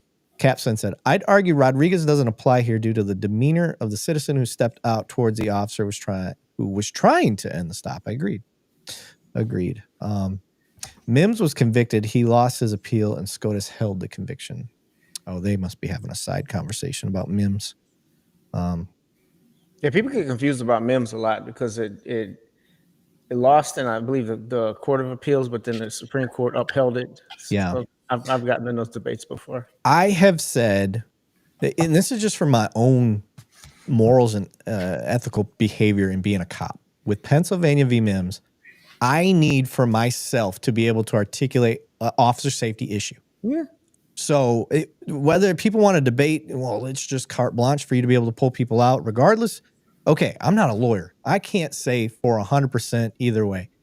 But I can tell you that if I can articulate a reason, like I see him keep reaching, center console, or he's trying to reach under his seat, or I see the hilt of a gun sticking out, on the passenger side, whatever it is, I can articulate that. Mm-hmm. But I can't just say, oh, you're being a pain in the ass. I'm going to rip you out. I want you out of the car. And that's where it's taken advantage of. If someone says, I don't answer questions or oppose their rights or somehow offends the cop's ego, and then, oh, I got Mims in my back pocket, I'm going to control you. That's where it's. Yeah, I agree. It makes me sick. Yep, I agree. You got a super chat from King Slayer. Yeah, King Slayer. He's like, he's like, I hope I'm not misrepresenting what you said, King Slayer, because we did have a really good debate going. And I think we were both very civil. We just disagreed. But he said, the opinion says the mission of the traffic related to the stop is to issue the ticket, and you can't prolong after the ticket was issued. He didn't prolong. He, again, like I said, he gave a lawful order based on reasonableness given the situation. because the guy didn't let the stop end. He continued to argue as the officer was trying to end the stop. That just because you give the ticket doesn't mean the stop is over. Yeah, that was an interesting argument. I was thinking, it's like, okay, well, wouldn't have the courts ruled that once that ticket hits his hand, the stop is over? So I was wondering if there was a specific ruling on that. No, nothing like that. And they can't be that specific because stuff like this happens. Yeah, it's very subjective. Yeah. Craig, the argument though. But yeah, and it's great. I again, Kingslayer, it's not that you have a bad argument. I just don't agree with it. I think you're wrong, but that doesn't mean I'm right. It's just the way it goes sometimes. But a Caps fan said, correct, hockey is the best. Good luck getting back to the lofts this year. Yeah, we're not going to be. Craig Holcomb dropped 5 memberships. Thank you very much. Let's see who got them. Julie N got one. Congrats. Oh, BMHC Outdoors. He does comment quite a bit. He got one. Congrats. Show me the audit's always in here talking. Mike Cucumber that gives us a ton of shit. He got one. I love it. And Shane. Oh, by the way, Matt, did you see that Izzo's wearing a self-proclaimed hero shirt? Yeah. This motherfucker. I hate that he gave Ladner that satisfaction. Oh, Izzo. Yeah, he's got the self-proclaimed. He is something else, man, that guy. He says you're just not reading it and saying I'm wrong. No, that's nothing to do with it. Bro, you just can't handle the fact that I don't agree with you. I think you're wrong. It doesn't, again, you could be right. I don't know. I'm not a fucking lawyer, but guess what? Neither are you. So it's interpretation, bro. And like I said, I'm willing to go to court on that and argue it. That's what, if I was in that cop's shoes, I would have said the same fucking thing. Get back in the car. You're not going to jump out while my lights are still on and I'm half-ass in the vehicle. It's not going to happen, especially when you're not happy. It's a safety issue. Matt, you speak out against this more than anybody. Is that reasonable with that cop? I believe it was reasonable because, I mean, where does that end? Does you let the guy charge at you? Yeah, you let him get all the way to the driver's side of your car? No. Yeah, you gotta still. I'd say until you pull away. That's what I would say. Until he pulls away at that point, he's still on a stop. Yep. Yep. Agreed. I the Knight said, no Marines blood. Drake. I forgot about that. Yep. Big Kingslayer said Matt is correct. Yeah, Matt is correct. I agree. Matt is correct. we just told you. I told you the same shit. And guess what? Matt agreed with me. So Izzo engages with his too. Oh, Izzo, man. That guy, I called him up a few weeks ago. I had asked him something about something, and I mentioned something he said the day before, and he's like, man, I say so much stuff. I don't even know what did I say? He doesn't even know what he's saying. He is hilarious, man. Yeah. Dude. I love that dude. I the Knight said, hey, if Izzo's selling it as merch, he's making money off the ignorance. I love it. That's true. He's always said he's a capitalist. That is true. Oh, man. Yeah, that really does throw that right back in. I will help him sell those shirts if he sells them. I'll put them on my website too. Fuck it. I don't have to make a dime off of it. Anyway, I the Knight said he was pulled out into a lane of traffic. The officers can't leave that area until the guy is driving off. That's a safety issue for the public and the driver as well. There's a bunch of side conversations going on. I'm just trying not to start. Ryan LeMay said, just tuned in. You guys still on Discord? Yeah, they're on Discord. I mean, we're not right now. We're on live with this stream. So, all right, let's get to another video. Another Instagram video here. Oh, you're going to love this one, Matt. I can't wait to see your face on this one. Let's check it out. I just want you guys to tell me if you think what this cop did was wrong or right. Okay.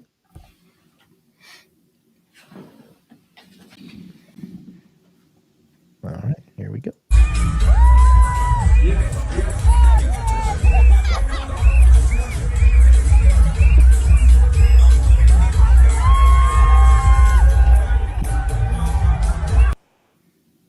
got a wedding ring on, by the way. It's Broward County. I don't mind calling him out. Matt, what do you say, buddy? Disgraceful. Not a good look. Oh my gosh. Are you kidding me? Not a good look at all. No. What do you say, Banning? It's not community policing. I understand you're out. He may be off duty out there or on. It doesn't matter. He's wearing his Department of patch. If you're just wearing law enforcement, you should automatically feel disgraced to put yourself into a situation, married or not. The professionalism that you shall have, in my opinion, in uniform, that does not meet the guidelines anywhere. And that kind of pisses me off when I see it. So a lot of people send me this video too. And man, it's that's bad. That's, to me, I don't know how they handled that, but to me, it'd be like, adios, dude. That's Was there any follow up on what they did to that dude? I don't know. I'm not sure. I don't know how fresh that is. But yeah, I'm not 100% sure. I can't imagine at my department. There's no way. I was smiling at first. I thought that was like a gag video, but that's real, huh? No, that's real. Centurion Tactical said that cop's likes him big. He was famous now for not the right reasons. Oh man, Marine Bloods. Do you disagree and want to send clearer evidence than you can in YouTube? Join the Discord and post links and screenshots in the live stream chat. Oh, Jerry said I would be embarrassed. Like, I get it. And like I go into saying in the video, like, I'm not one of those dancing TikTok cop guys. I don't like that shit. But there are sometimes it's organic. You see them doing, like some Cuban dancing or the Macarena, or I've done the electric slide a couple times at stuff that was community events because I knew how to do. I know the dances. So, but it wasn't to go be a TikTok cop. It's because I was dancing with the community and enjoying some barbecue. Now, luckily, I didn't get caught on camera because although I know how to do the electric slide without alcohol in my system, it doesn't. It's just more of it's an electric stumble because I don't have the rhythm when I'm not drinking. Well, in all seriousness, I've been in so many drunk parties that there's inevitably women that will come up to me. I'm just like, no. Yeah. It's simple. You just have some dignity, some integrity, and have them back off. You just let a chick work on you. Kidding me? You don't have to be an asshole about it. I flick them in the forehead, but I mean, whatever. To each their own, I'll take a plate. I'll take a plate from anybody though. I will take a plate. Hell yeah. Yeah. If you passing around, potato salad, whatever you got, I'm in. But yeah, looking through the comments, Andy Fletcher said, the point I'm getting to is there is a false notion that LEOs have to demonstrate this safety concern in the moment. So folks are refusing to exit, they're talking about something else. Jerry said, this is a few weeks old. That is not community policing. No. Oh, that's funny. Lisa Rogers said, bet. Or said BET. I don't know. Is BET still around? I know MTV is wrapping up. It's I heard it. That's why I'm asking, because I know MTV's like about to wrap it up. They haven't done music in forever. I think you got to download it. Oh, really? Like a stream? So. Yeah. Stream, yeah. My mom said Eric can throw some mean cheese at your head. Man, I throw cheese at my mom. I throw them at everybody. I throw them at the family. I love it. I stopped watching MTV, man, when they went into the reality based crap and got off the music videos. I mean, I remember when the first friggin' music video came out. So it was, man, they got away from what made them gold. Like, I think bring back TRL, man. Total Request Live. Yeah. Total Request Live. That was awesome. 5 o'clock countdown. Right? Yeah. Carson Daly and all them. Man, I love that shit. So anyway, it looks like everybody in the comments is pretty much on the same. Marine Blood said, that's disgraceful. If I did that, I would also cease to exist. If he is married, his wife will have some words to say. Yeah, I bet your wife will kill you. I mean, with the squad in the background, with the right, he probably should have lost his badge for that. Yeah, if he would have just stood there, he probably would have been okay. That's survivable because he just be like, what the fuck do I do? Start walking. You could have walked away, whatever. But he danced with it. Like he got into your hands up, back up, say, hey, no. Yeah. That's what and I've done it. Like, no. Yeah, well, hey, ladies, relax. Well, usually me, guys, stop. Oh, I'm married. I'm married to a woman. With that Stop. mustache, yeah. Yeah. There's nothing wrong with that. Hey, fellas, I mean, I appreciate the compliment. It is what it is. All right, let me go to this next video. All right, I'm on a mission. And this is starting it, y'all. I am on a sovereign citizen mission. So I've got about 6 of these videos that day after day after day after day. They're ready to go. I've already posted 2. Technically, I started on the part 2, but I posted one a few weeks back, and that gave me the motivation to start showing all these sovereign citizen bullshit get crushed in court, because those are harder to find. It's very easy to find sovereign citizen stuff where they try their nonsense on the side of the road, but hearing them and watching them try to get that in court, like I've been preaching for so long that it doesn't work, now videos are starting to really come out. I think the judges themselves realize they need to start putting videos out about this. So without further ado,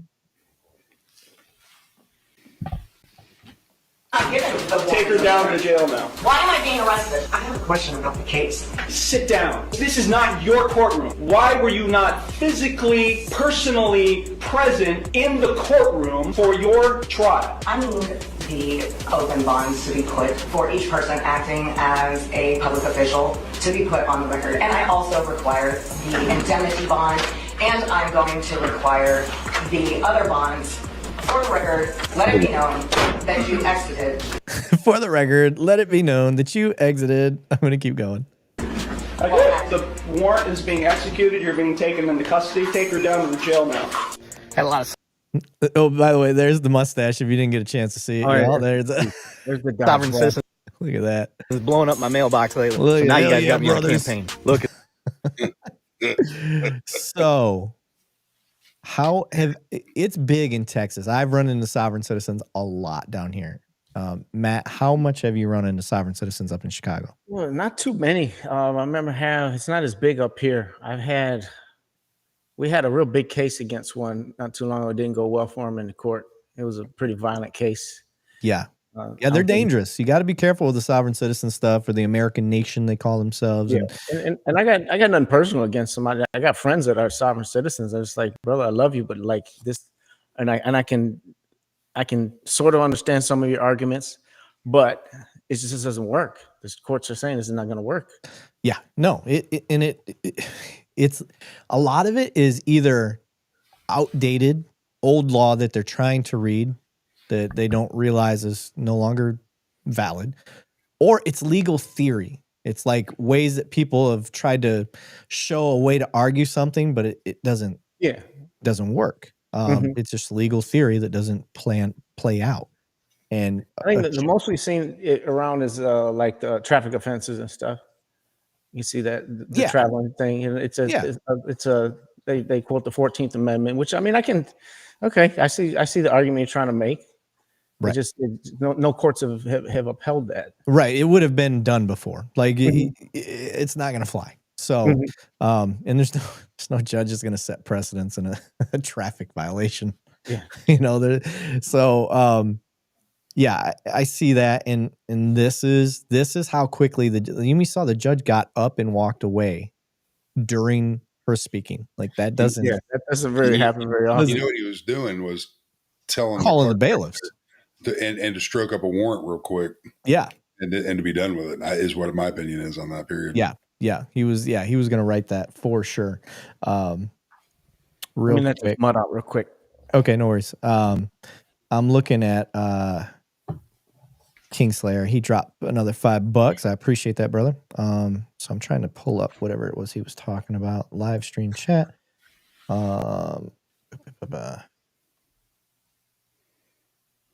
I'm in the live stream chat. I don't see what he's talking about. He said, I'm going to pull it up here. He said, I posted the Rodriguez wording in the Discord in the image sharing room. Oh, in the image sharing room. Image sharing room. Where is that? There it is. Okay, we got that. Let me see if I can share this on the screen.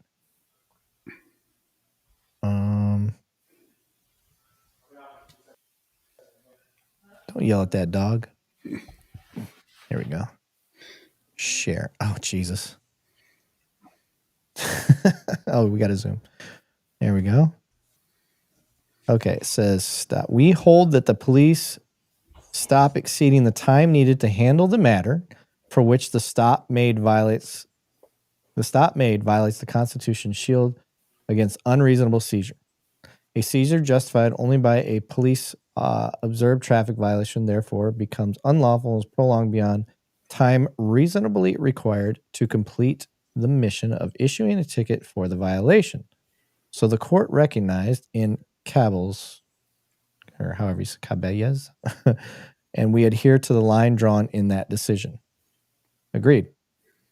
We hold that the police stop exceeding time needed to handle the matter for which the stop was made violates the Constitution. Agreed. Again, he wasn't extending the stop. That's my point. The issuance of the ticket does not mean that the stop is over because he needed more time to handle the fucking stop. The guy jumped out of the car. The stop was not complete. He hadn't even asked in his own vehicle yet. Yeah. It's a terrible argument.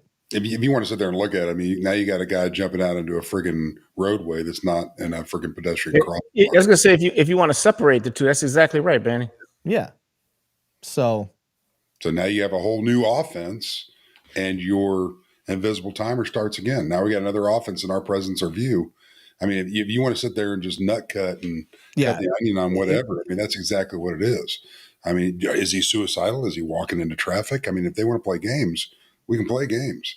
But the bottom line was he doesn't. We are absolutely responsible for that traffic stop. If a pedestrian gets out and now they get struck, you're looking at liability on the department, vicarious liability on the officer. So we can sit there and cut that however people want to cut it. Yeah. You have to re-engage, period. Point is it was reasonable. Yep. It's reasonable. That's it. That's all there is to it. What he did was reasonable. Doesn't matter. That stop could not be completed because this guy continued the stop. It wasn't the cop. This man did. So, terrible argument. I'm sorry. I don't agree with you.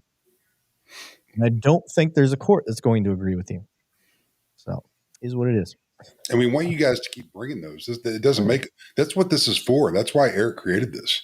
This is for y'all. This is not for us. Yeah. This is for y'all. This is why we have this platform. So don't be turned down because we may argue or not agree on things. That's what this platform is completely open for. Mm-hmm. And I like the argument.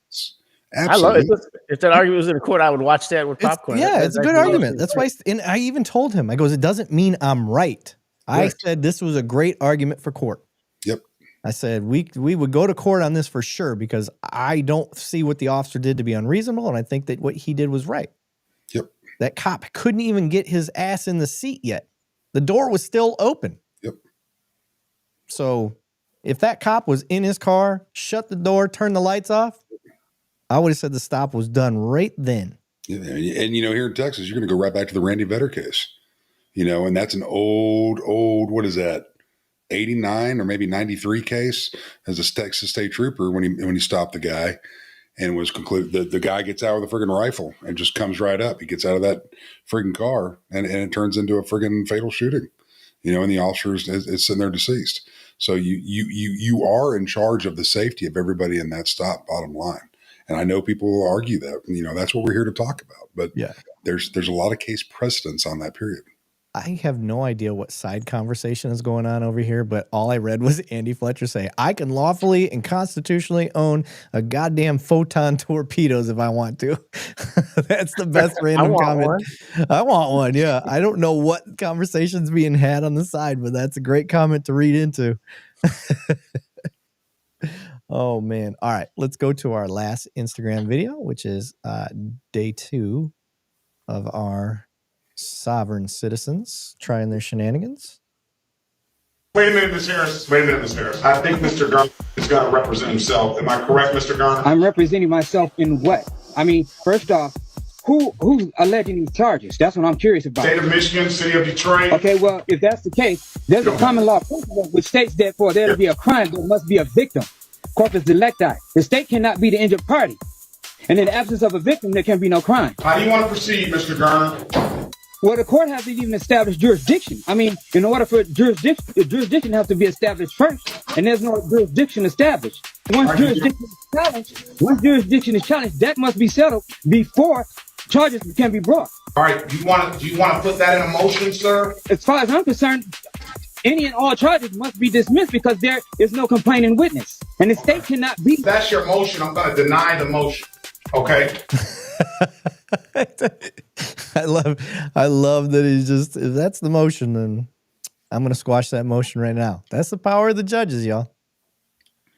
So all we're going to do now, we're not going to keep going back. Part 3 of this series. More of the mustache. Oh yeah. All right, let me close this out. Banning loves it. Oh, Brandar dropped $5 for us. Brandar said, what's reasonable to the police may not be or seem reasonable for the populace.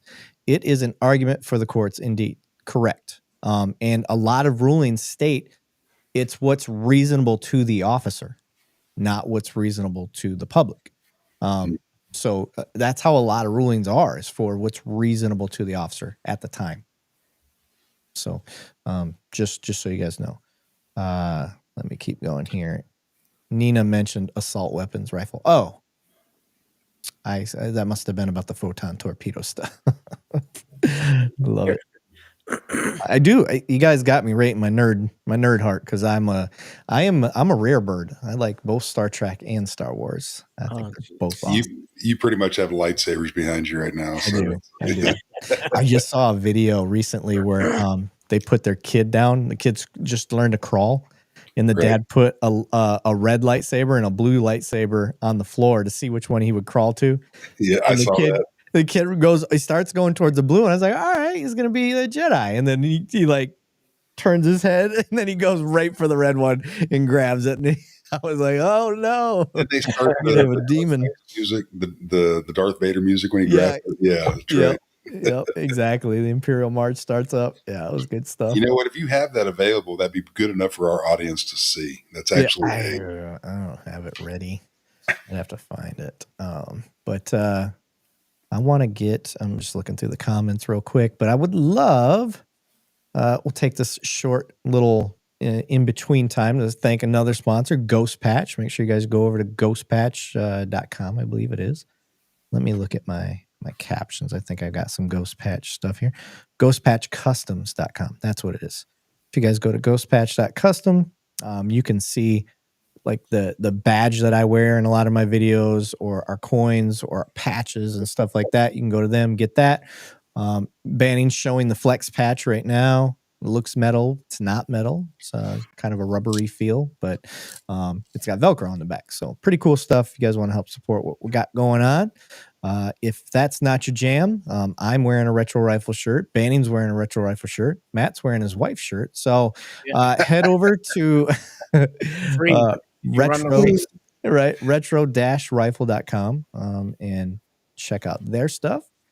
And while we're at it, I'm just going to give Peregrine a shout out one more time. Turn your worst detectives into Sherlock Holmes. Go to peregrine.io and let them know Two Cops One Donut sent you to all of those places, just so they can keep tracks that we're helping them out and that we're worth their time. All right. Now with that, Papa Chuck said, I spend too much at Ghost Patch. Stop. You know, our metal badge is on there. Just saying, Papa Chuck, if you want to get a real wearable badge, Two Cops One Donut badge, you can go there. And when you go to Ghost Patch, just type in Two Cops One Donut on the search, and you'll find all of our stuff. And a liability disclaimer: I would not go like to the mall and wear it on a vest. Yeah. Around. Even though it says Two Cops One Donut, what that portrays at 20 yards away is something different. So let me get that liability statement out there. This is great for the household, but wherever you want to wear it at home. Yeah. If you want to role play with your wife, whatever. I won't judge you. Caps fan said, come on, Eric, you got to be prepared for anything, and you call yourself a cop. That's what real cops like. Most of them. Oh shit, I've been on a rant lately of cops not knowing how to fight. Oh my god, dude, it drives me insane. So Izzo had one up. Was it taser and then right to the gun. Oh yeah. That's one that I was talking. I don't think I did a video on that one yet. But basically, a dude. It looks like townhouses are like smushed up next to each other. So yeah. There's an altercation, and then 2 old white dudes arguing. Old white dude number 2 comes over that was the problem, and basically is giving the cop fuck around or find out shit. Trying to talk shit to him, and the cop immediately goes to his taser, which I don't agree with. And he's way too close, so he doesn't understand the taser. That would have been the perfect scenario for a taser, because if you knew how to use it, you would have got good spread, and this guy would have been down real quick. I bet he would have gave up, but that's not what happened. He was too close, and then when that didn't work, the dude switches over to his gun and murders the guy. And unarmed dude, and I hope he goes to prison. Yeah, that's the shirtless one, right? The shirtless one. Actually, if I can find Izzo's video, let me do that real quick. While we're doing that, Matt, tell people about what you've been filming so they have an idea what to expect. Oh, we've been just sitting down with people, kind of doing this, but kind of doing different people's stories, making podcasts, I powder up in the room so I'm not so shiny. I look like a bona fide movie star. I like it. But yeah, we're sitting down with different people and talking about cop stuff, and not other cops, but some street cats, some normal citizens. I got a therapist on there. I got a pro boxer coming on next week. I got just a variety, ex-gang members. Nice variety of people. Okay, yep. Is it your therapist? Yes. The most busiest woman on the planet. Right. Okay, here we go. But she's very interesting. She's awesome. Okay, I got the video. I didn't pull up Izzo's because it's not long enough. I wanted the longer version so you guys can kind of see this dude. But this one's on BJJ Cops on Instagram. I like. Yeah, that's page. The one. Yeah. So we're gonna play it. Do it.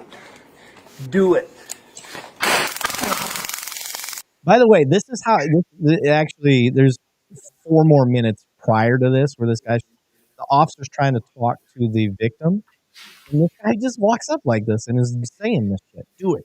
You should try something. Dude, fuck around and find out. Like, it's what he's saying to the cop. And the cop's just kind of blowing him off, but then the he's pressing his luck, obviously. I honestly didn't have a problem with the tasing. Like, tell the guy, hey, dude, turn around, put your hands behind your back. Like, something to that effect. I don't even know if he tells him that, but he tries to tase the guy because he keeps coming up to him and bucking and doing stupid shit. And now he tries to tase him. Too close. That's why it didn't work. Come on. Yeah, I didn't Come on, bitch. Oh, come on, motherfucker. Come on, motherfucker. Why are you fucking lasering me? Because you were already trying to hit me. I didn't try to hit you. Yeah, you're moving up on me. So now I'm bleeding. So now I'm bleeding, and you're doing all 310 this. Central. Go ahead and send me back up. Subject tried to attack me. Got him at gunpoint right now. Fucking gangster, too. Look at that. So close. You need to get down on your knees. So, officer magnetized to the bad guy. He's coming in with his gun. This is a bad move. Shouldn't have done that. We're taught to create distance, not close distance during these situations. Well, it wasn't a deadly force situation anyway. Why is that not even now? Correct. But he used probably the only other option he has than his hands. I bet this dude doesn't have a baton, and I bet he doesn't have pepper spray. I haven't done anything wrong. Get on your knees. And you're definitely never supposed to go hands-on with your gun in your hand. Ever. Now, I haven't done anything wrong. Now, that dude did screw up by grabbing the gun. He does try to grab it and push it away, or tries to grab it. I can't tell which one he tried to do, but he does touch it. But that officer used that excuse to use his gun. Mm-hmm. And in that, I would say he caused that exigency. He's the one that caused it to ramp up into what it ramped up into. And left himself no other choice than to use his gun in this opportunity. And then backs up and decides to light him up more. Yeah. What was the continuing threat? He didn't approach you anymore. Do we know an outcome? Is it too early for this one? I think it's too early. It's September. Well, maybe. I don't know. But I'm pretty sure that guy didn't make it. Yeah, he died. Oh, he did die. He's on. Yeah, that guy died. Yeah, okay. And then the I wasn't officer's sure. placed on administrative leave pending investigation. I know how that's going to friggin' end. Yeah. Oh, where's that guy deserves to be in fucking prison, dude. Yep. That was the biggest pussy I've ever seen. Prison with no pants. Seriously. And that's where I'm getting into. You need to know how to fucking fight. It's time to. You don't want to, and I'm not justifying whatever that guy's behavior was, but we're supposed to be trained to deal with that behavior properly. Yeah. And this is where I get into looking, because everybody wants, and let's be honest, there is a lot of things that they want cops to be masters of, but they don't pay us enough or train us enough to do all those things. And when they do, they only do it after we've got the badge, which is, it's way too late. That's like becoming a doctor and they're like, all right, I know you haven't been to any surgery classes yet, but we're going to throw you in on this surgery. And we're going to have an FTO over your shoulder. I want you to cut. Like, fuck no, you don't do that. It's the same with police work. You're going to go hands-on. It's going to happen. You may never shoot somebody, but you're going to go hands-on. So why can't that be a prerequisite before getting into the job? You need to show some sort of grappling efficiency, that you wrestled for years, that you went to jiu-jitsu for years. You went to these places. I don't know how to standardize it, but perhaps there can be some sort of grappling test. I don't know. Something just to get in the door. Show that you've been, you go to approved gyms. You go to a Machado gym. You go to a Gracie gym. Even boxing. Boxing wouldn't be bad. I don't think boxing helps us in police work too much. Because boxing, it not so much as the offense, but it shows you can take a shot. It ain't gonna hurt you. You ain't afraid to get hit. Yes. Most of these guys are terrified to get hit. Right. And I think the judo side, the catch wrestling, all of that will help you get into a cuffing position. Because anytime somebody is not compliant, that arrest is going to go to the ground. And you got to know what you're doing when you get down there. So for me, I think there needs to be a prerequisite for becoming a cop, and grappling is it. It's going to lower use of force. It's going to humble the officer. They're going to know that they're not Johnny Badass on the block, because that's what jiu-jitsu did for me and everybody that I've ever known. They realized really quick that there's a lot of sharks out there and you're not very big. Yeah. It teaches you how tough you're not. Right. But it teaches you to get confident and not be afraid of that physical contact. Yeah. So in this case, I mean, geez, Pete, this is an old dude. This officer may be old. I don't know. He's my age. He's an old guy. Is he? The officer? The guy that died, he's 50. Oh, yeah. Right. Those are two totally different 50-year-old builds, bro. That would have been a belly shirt on him, what you're wearing right now. So let me look through the comments there. I know Mr. Billfold, IA will find no wrongdoing. I don't think they're going to on that, bro. Yeah. I've been surprised too, my guy. I've been surprised before. Yeah, Billfold went on a little hiatus. We actually had this discussion. I talked to Billfold on the phone, and one of the things that I had been experiencing myself was, now that I work in a real-time crime center, and, I thought getting off the streets, I wouldn't be seeing as much, traumas. But now that I work in a crime center, I see more traumas. I'm not physically right there, but I see it all. And I see the calls, and I see all the details, and I see officers, running after people and them getting hurt, officers getting hurt, and, just trauma all the time. And then when I do this stuff, typically this is the type of stuff we're seeing as well. So I'm just getting, for me, I have to take, I don't watch the news ever. I never watch the news. I try to limit all the negative stuff that I see. And Mr. Billfold, when we were talking, I think he just reached a point where he's just seeing too much negative stuff. and letting, he's an emotional guy, as we know. And it was just tearing him up. Well, So we he had to love take him. a break. So he backed away. And we didn't hear from him for a while. And now he's back. And it's the same with us, like that was the point of he and I talking about. I was like, bro, we gotta know when to step back from this stuff because it will eat us up. I don't want it to change who I am. Yeah. I want to stay positive. I am a positive person, so I want to stay positive. I don't want to get booted, stuff like that. But Brandar dropped $2 in the super chats there, and he said, or even be able to demonstrate mock takedowns. Yeah, agreed. Being able to do takedowns is huge. Kingslayer said, I'm not even going to begrudgingly say it was justified. No, there's nothing about that justified. Nothing whatsoever. That was a straight up homicide, murder. Yeah, that was straight up murder. Yep.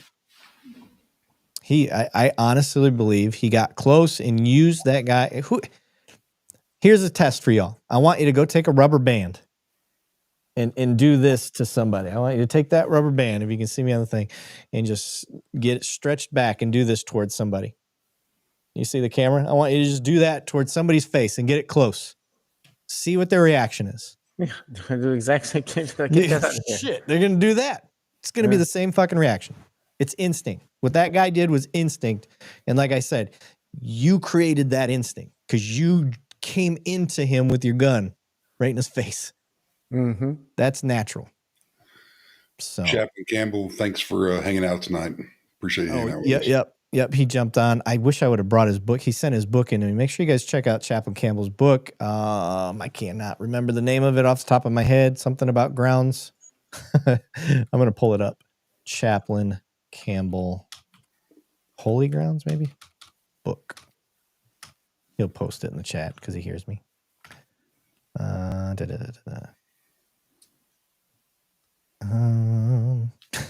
hope he puts it up there because I'm not finding it. I know it's brand new. It's something grounds. God dang it. I probably shouldn't say God dang it to the chat room. I think the way you worded it's okay, though. You're not taking the Lord's name in vain. Yeah, that's true. Thanks, Banning. There he goes. Holy Grounds. I'm going to pull that up. See, I was close. Holy Grounds Coffee Cops. Chaplaincy. Yeah. Holy Grounds. That's not it. Well, Chaplain, we got to get that thing up on the Google search because it's not showing up on the first couple pages yet because it's so new. Let me see if I can find it. Paperback. Chaplain Campbell, if you can just throw that link up there direct just so we can get it to the viewers. Yeah. And then I want you to get a great night. Blessed Coffee sleep, cups. brother. Thank you for coming on. And Chap. How do you spell that? Chaplain. Let's see. It's a big word. I'm looking. Yeah, it's not. It is not showing up on Google, bro. Doesn't like him. When we find it, we'll get it up there. But yeah, brother, appreciate you. Read the chat, Eric. I'm reading the chat. What did I move? I missed something? Love you, Mr. B. Love you, Freeman. Did I miss something?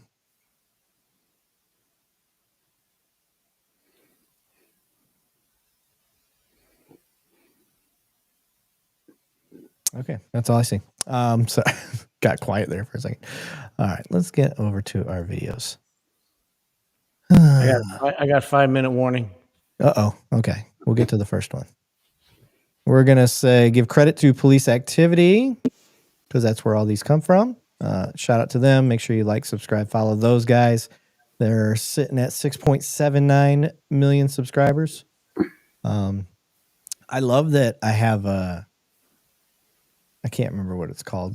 vidIQ, I think it's what it says. vidIQ tells you it estimates what a page makes a month.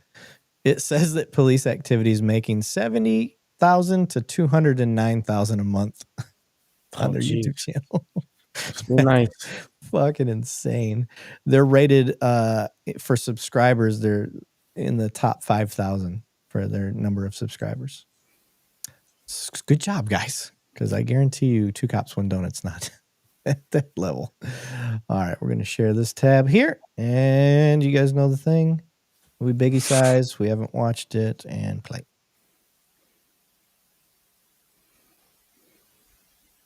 Oh, I have seen this one. Oh, shit. Yeah, I've seen this one. I'll just put it that way. I've seen this one. But it's a good one, so we're going to keep sharing it. Got a traffic accident.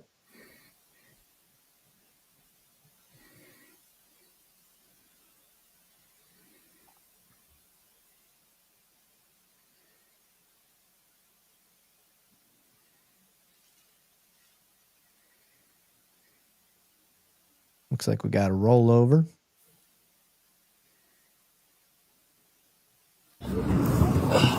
There's the audio.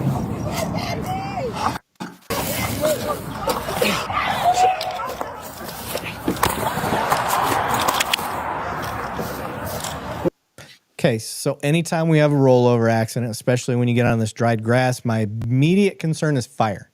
Because you're going to have oil and gas that leak out of these things, and it doesn't take much to spark anything, and cars have a lot of electrical wires going around them. You never know what's clicking and sparking and doing things. So him trying to get whatever's in this car out fast is a very intelligent decision, because you never know when this thing's going to go up in flames.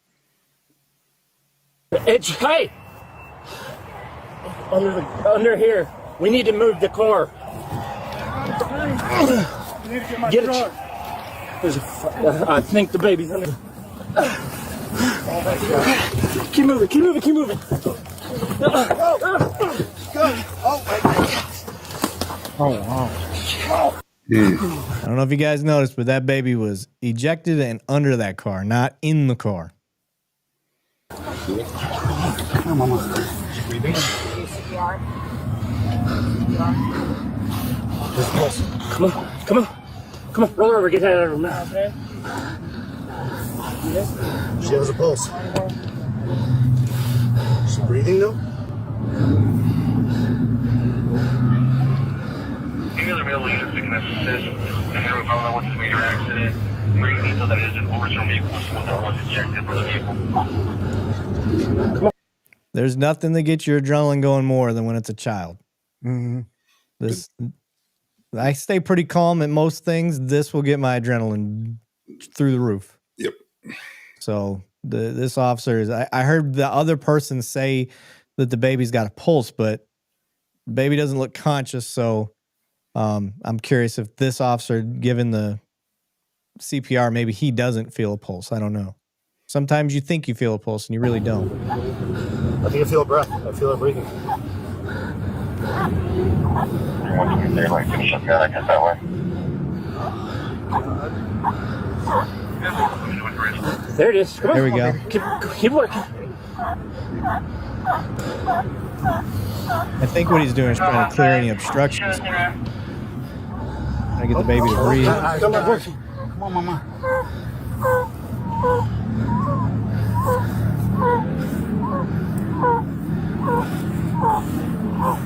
Come, there you go, Mama. There you go. There you go. There you go, Mama. Oh. Yeah.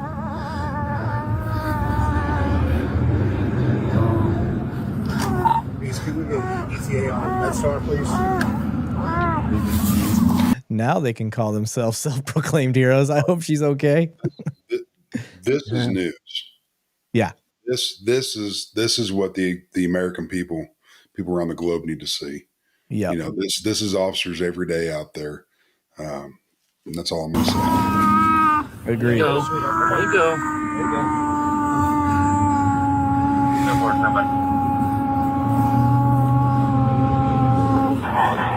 Are you before or after cooking?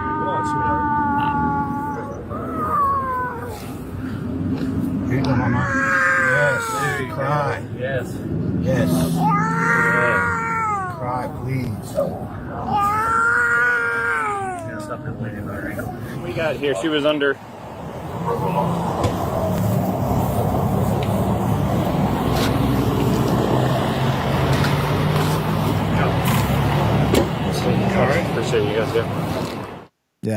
That's amazing. That's phenomenal. Amazing fucking work. Yep. Hell yeah. I like that.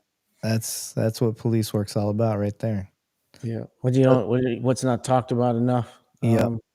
But you see that beautiful stuff right there, but then you've been a part of those ones where you don't get that cry.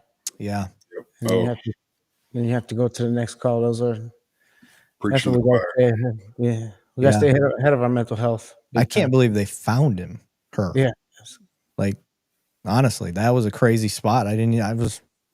But reading I'm just reading the police activity said, Sergeant R. Nichols, badge 3590, and Officer E. Bounds, badge 3521, with help with a witness to the accident, were able to free the trapped child. Sergeant Nichols immediately began to perform the CPR on the unconscious infant, eventually waking the child and keeping her alive until MedStar arrived on scene.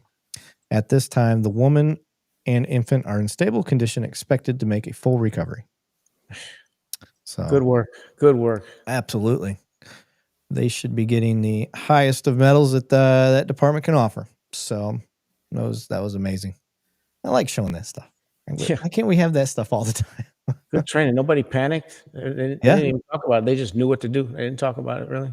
Yep. And then also, hearing them say, I'm glad to hear that cry. Yeah. Like some people may take that the wrong way, but you want to hear something. Yeah. Yeah. You want to hear something. But Matt, how much time you got? I got it, guys. We got to end on that good note because I got to get. I was like, I don't want to have you leave on a depressing note. So no, that was a wonderful note. That was a good one to leave on, buddy. All right, I'm gonna get out. Love you guys, and we'll be talking soon. Brother. All right, brother. Take it easy. Bye, brother. Bye. Yep. Later. See ya. All right. And then there were two. All right. Let me pull up. The next one's only 1 minute and 9 seconds, so it's very short. Let me see here. Share screen. Share. And okay. Well, this one's out of Seattle. Can see it right there. Okay. And play. Yeah, let's hold on. Let me get in the back over and see if you have a fire extinguisher or something. God dang, man. Yo! Is that dude on fire? Hey, roll, man, roll. Get on the ground. Stop, drop, roll. Yep, that's what I would tell him to roll. Get on the ground. You hear the reaction though? They're like, what the fuck? Like, this is the shit you come across sometimes. And then he's gonna run from the cops while he's on fire. Oh.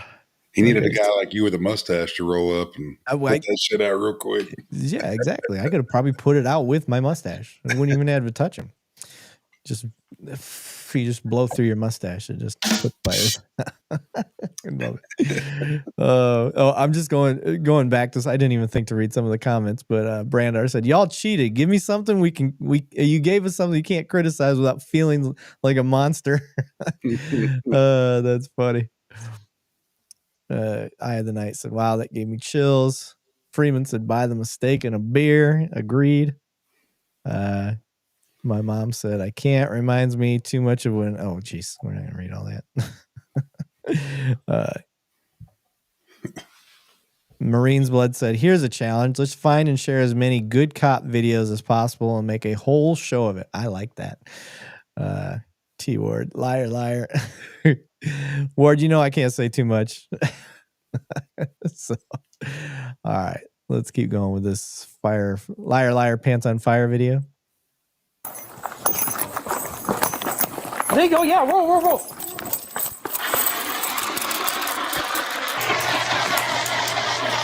He got to his fire extinguisher quick. That would have taken me a while. Yeah. My fire extinguisher is like in the back. Like, I got to go get out on ass, open the fucking back hatch, get my bags out of the way and grab it. Like, it would have been a pain. He got his quick. Let's see. You want to broadcast that we fire extinguished them? That we're still fire extinguishing him. What happened? Yo, man. This is a golden opportunity for him to say, I don't know, I just started running. They just this is caught flame, bro. I'm quick. T Ward said this is a hot call.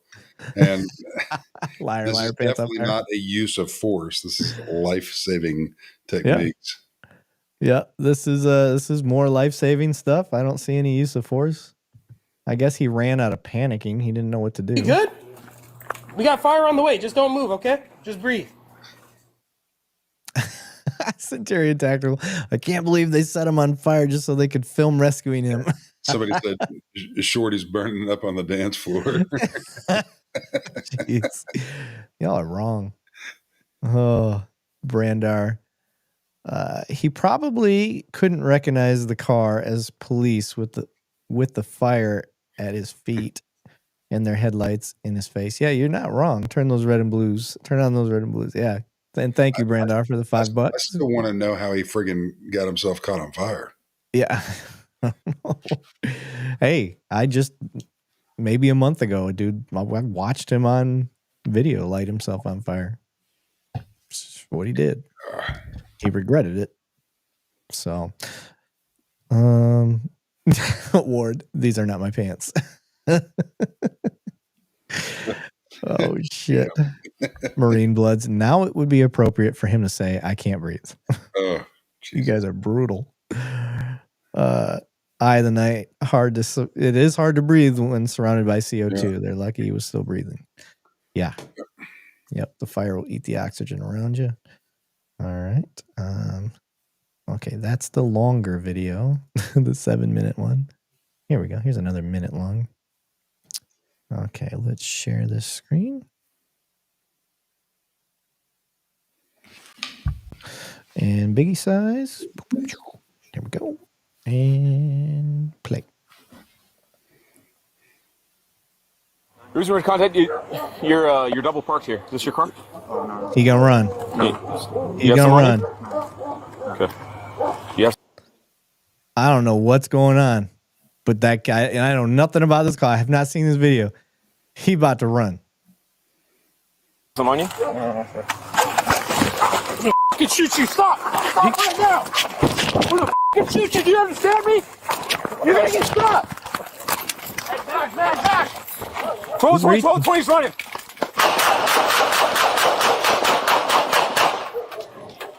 Shots fired. Yeah. Damn. It sounded like you could see him reaching, and it sounded like the gun fell on the ground and he went to grab it. I think that's when they fired. 902 Doe Ray Core with 1. You have some on you? You have some on you? I can shoot you. Stop right now. I'm gonna shoot you. Do you understand me? You're gonna get shot. Hey, back. 12-20's running.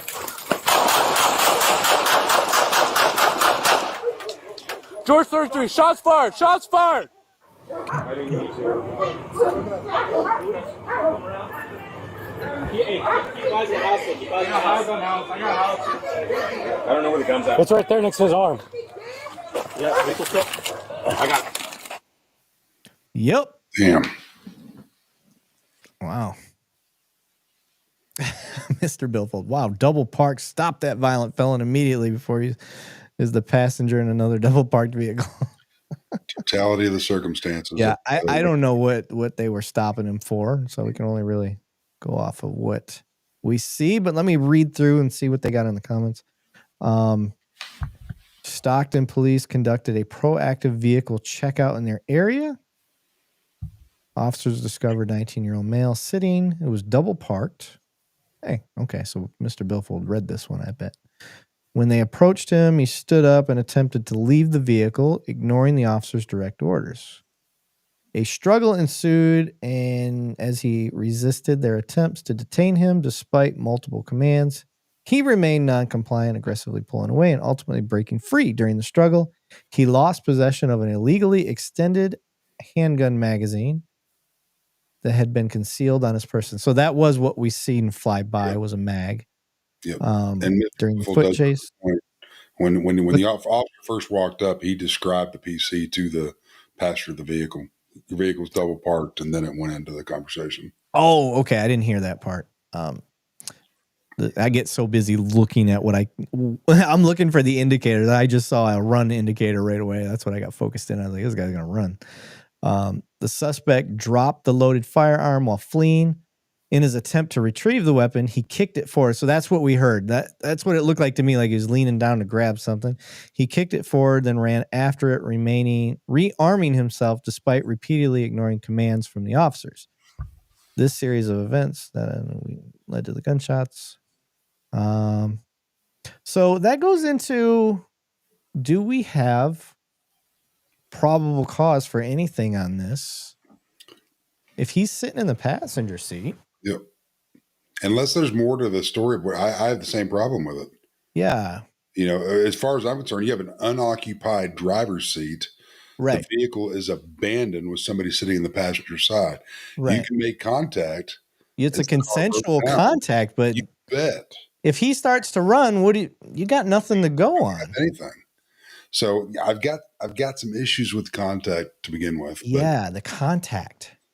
Like I said, it can be consensual. You can come up and make contact and all that. But if that guy decides he wants to unass and get out of there. I mean, it could have started with, hey man, how you doing? This vehicle's double parked. Do you know where the driver's at? Yeah. Are you the registered owner? No, man, I don't know who he took off walking and that guy took off running. You got nothing. It's one of those things. Is no doubt this kid was up to some bad stuff. Sure. But you don't get down on the fence. Yeah, what's your PC here? I don't know. I think this one's going to be bad for them. I think this is going to be bad. So I don't know. Again, it just because this is what it says on, police activity, it doesn't mean they have the whole story. Maybe there's more to it. We don't know. But based on what I see, that if the contact's based off double parking, you need the driver. So I don't know. Mr. Billfold said they created the exigency in it. Yeah. I mean, if they would have just let him go, see ya. Because he didn't have anything to do with that car being parked there, at least that I knew of. I don't know. We'll see. It's the totality on everything. I mean, you got to look back and let's look at the entire investigation. Did this come in? Was that was this on purpose to state the double parked when they already knew what was going on? Did they use that as coming up? Well, pretextual is not illegal, defined by the Supreme Court, as long as they have other stuff to go off of. I mean, there's a lot of things. We're going off a YouTube video. We're going off what y'all just saw. And I'm in agreement. But some of these things, some other people have sent me the entire thing, and it's like, okay, not this specific one, but other things we've shown in the past year and a half, this, and I was wrong in some of my opinions on there. And I will eat crow, eat words. If I'm wrong, I'm wrong. But all I can do is base my opinion on what we're watching right now with you guys. Yeah. Yep. Mr. Billfold said those cops will not get in trouble for this. I bet. I will bet a dozen donuts. Well, listen, I'm not going to let your negativity, Mr. Billfold. Let's try to stay positive. You don't know that. We'll see. We will see. But yeah, that was, I don't know. I'm not a fan of that PC based on what we saw. So, let's go to, what's this one? Okay, this one's a little longer. Share screen. All right, and biggie size.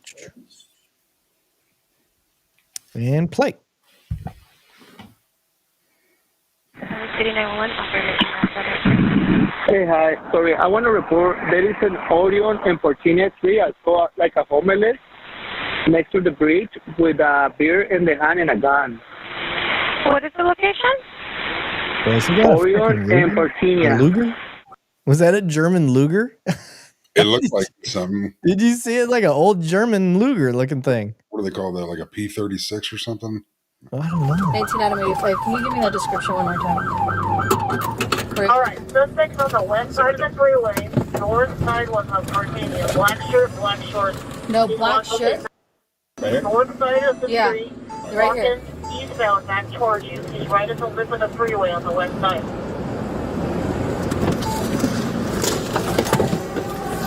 Let me see your hand. Hey, drop that. This is going to be a suicide by cop. Yep. This guy's he's either a dement or he's drunk off his ass. I was going to say it's probably going to be the latter of both. He's going to have a little bit of mental issues with a lot of alcohol on board, which never equals out to be anything good. You guys, Ryan LeMay. Got any more videos of people on fire asking for a friend? What's wrong with you? If it goes viral, they may not try to cover it up. Yeah, fair. Brandar, Mr. Billfold is positive they won't get in trouble. Oh, shit. All right, let's keep going here. Drop it! Drop what you have! Toward the officers that are posted Oh, underneath Jesus. my Drop it! something with his You just hand aimed it at him. back toward the officers. Damn, one shot. Hey, drop Sounded that! like a pistol. Drop it! Drop what you have! Drop it! Yeah, it was probably him, too. Let me see your hand. Yeah, they both had pistols. Hey, let me.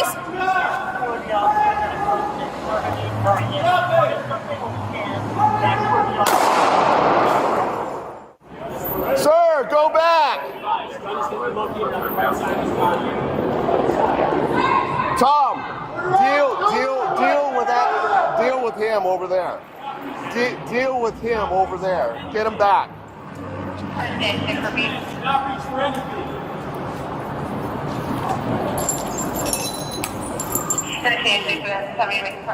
All right, leave the weapon where it's at. Let's hook him up. Has anyone requested an RA yet? I like one person taking control. This is actually being ran very well.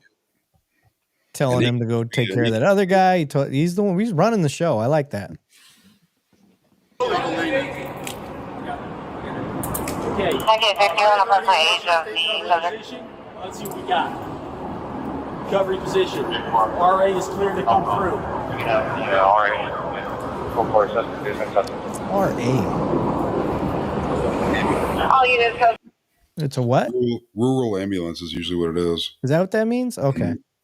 Guys, flip him on his side. Let's see, where is he hit? Do we have an OS? Don't open up traffic. Okay, who was our shooter? Don't let him hit. Okay, only one shooter. Is that correct? Yes. Okay. So, let's get gloved up. Let's start rendering him aid. Let's start CPR. Where's the exit wound? You have an exit wound. So you probably don't have one, buddy. Glove up. Glove up. What I need you to do is make sure that we get the RA up here right now. And then we need to start locking this down. And Eric, I said rescue. I said rural. I meant rescue ambulance. Okay. Oh, I like that one. That was good.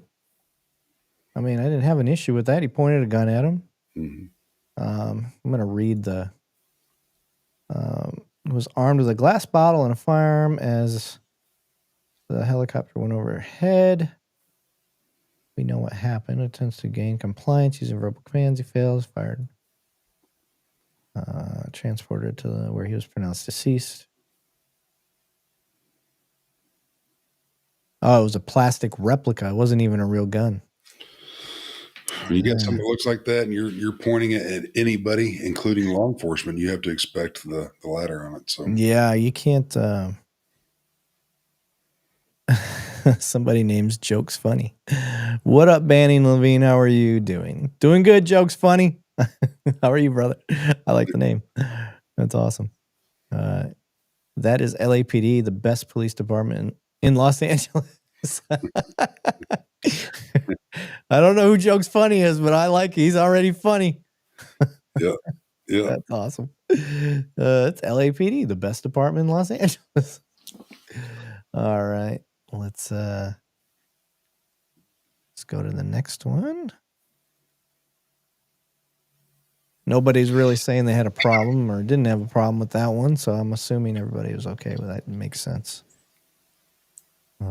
One shot, too. That was a pretty good distance away. Fairly impressive. Brandar donated $5 and he said, thank you, Brandar. Appreciate that. He said, why waste time finding out who did the shooting before rendering aid? Yeah, that's true.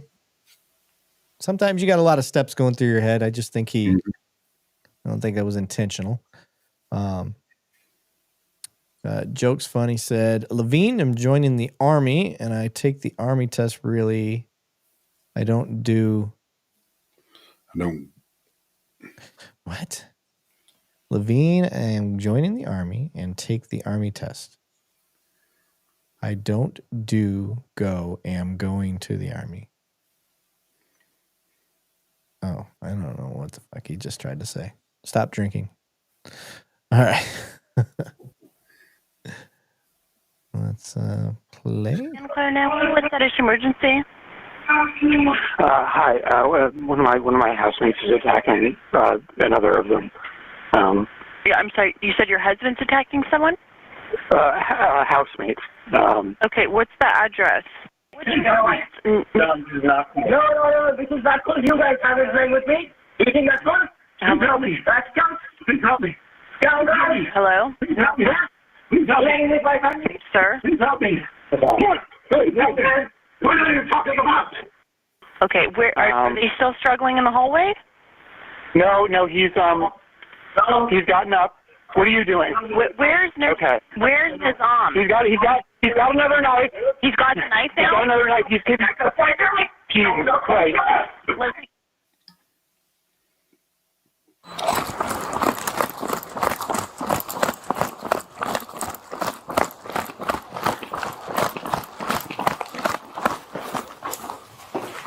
This is one of those calls you don't wait. You got to get in there. You agree, Banning? Oh, absolutely. I mean, if you listen to the chaos on that, and then whatever they're putting in the CAD or whatever the officer is reading en route, if they don't happen to have that listen 911, it's whatever the dispatcher puts in there. It sounds like she's put some pretty prominent information in there for that responding officer to read. Yeah, Centurion Tactical. Need a stash like Eric? Join the Discord for grooming tips. Stupid. Oh shit. Yeah, I'm gonna test the door first by checking the knob and seeing if I can get in there before I just start trying to kick. I know a lot of officers, they just go up and try to kick the door because they've got an excuse to do so. Check the door first, guys. Usually it works out. Yep. No, Please open the there you door. go. Okay, he tried it. That looks like a metal door, though. Open the door. Ooh, that was a bad kick. There you go. Please! Get your hands up! Hands up! Who is it? Bottom and top. Put the knife down. Okay, sure. Put the knife down!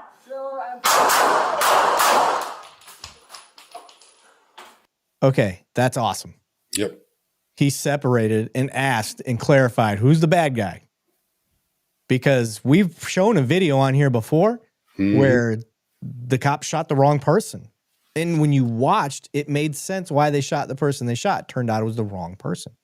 So he distinguished between victim and suspect on the fly of a very tense situation. And he obviously wasn't putting that knife down, and it was probably in an area that's going to cause serious bodily injury, and he had no other choice. Yeah, it kind of looks like in the blurry, if you look down by it looks like there's blood there. I can't tell. Maybe shadow. Right. Hard to tell through that blur, but whatever happened, he saw something that caused him to pull the trigger. Get back, everybody get back. 706 shots fired. Did I go in? Out here. Get out, everybody get out. Out front. Yeah, that's blood. Move. Can you walk? I'm trying. I'm getting stabbed. Get away from the knife. Sir, try to walk your way out there, please. Is there anybody else in the house? I like that, yeah. You can help yourself, help Everybody yourself. get outside. Subject's at gunpoint. I've got one stabbed. Where you stabbed? He's agonal.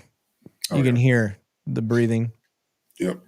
The bad guy, for those who don't know, you hear that like that is, I didn't mean that to sound perverted. It kind of did. It's agonal breathing. Jesus. I did. I go, oh, that was dirty. Well, you just did stash breathing. There is a difference. Yeah, the stash breathing. So dumb.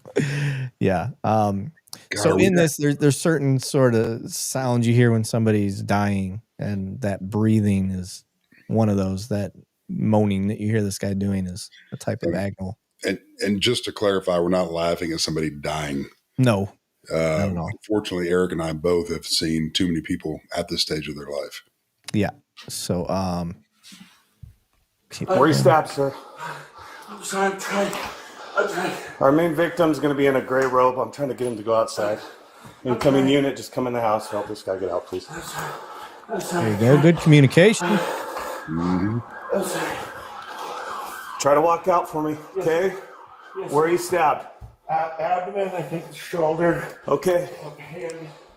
For fire, I've got at least 2 stab wounds, one to the shoulder, one to the neck for our victim. I'm code for it. There's a knife right by his left hand and then another blade down by his leg there. I don't know that we need the rifle, guys. Sure.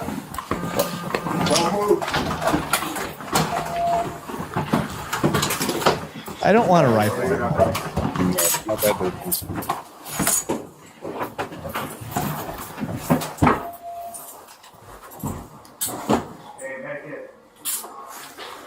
Get medical out. Subject's in cuffs. We're gonna begin rendering aid. We got a med kit up here. Yep. Yeah. Okay. I think we know the outcome of the suspect. Yeah. Damaging people in that household, and it's unfortunate that anybody has to lose their life. But when you go like that, man, and bravo to that officer getting in that house as quick as he did on his own. Yeah, I thought that was amazing. He got in there fast. He went right to the problem. He deciphered what the issue was. He took the time. Like, that was actually really, really, really good police work. I believe a life was ended in that, but it wasn't and I hate to say it, the wrong life. Yeah, he saved that guy. He absolutely saved that dude's life. Absolutely saved his life. So, Ariel said that was a lot of police in that hallway. It was.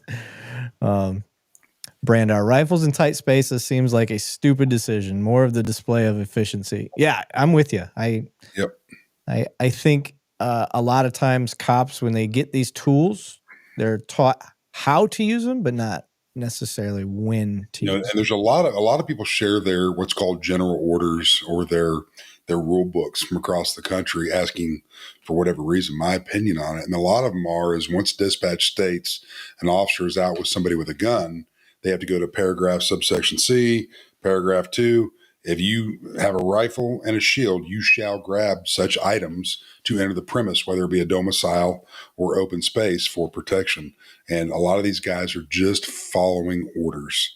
Yeah. Right, wrong, regardless. I mean, they're following orders on it. Yeah, that was Mr. Billfold said it. That was he said that cop handled the chaos masterfully, and that it was a certified shit show. That was a shit show. 100%. That is hard to walk into. You don't know who's all the good guys. You don't know who's all the bad guys. And he was able to get it figured out on the fly. That primary officer will probably open a couple beers that weekend, just to get through that mentally. I mean, we're watching this as a 3-minute segment of our year and a half long show that Eric and I have been doing this together, and this dude's going to be living with that for the rest of his life. Meaning the officer on what he had to do, on the action to take to save a life. Yep. We don't take this lightly anytime we watch something like this. Yeah, it was crazy. Mr. Billfold, I would have made a horrible cop, but one thing that I would not have ever done is resort to deadly force unless necessary. And then Nina said, might not seem right to outsiders, but like we do as regular citizens at times, like funerals, we just use that same thing. LE are no different. We should not judge. Yeah. Yeah, absolutely. Let me share this next one here. We're right at 2:30, so share. This will probably be the last guy for the night. Okay, let's go biggie size. Okay, boom. And we're playing. Oh, I don't like that. Oh, I don't like that. There we go. I like that better. It's got some closed circuit cameras.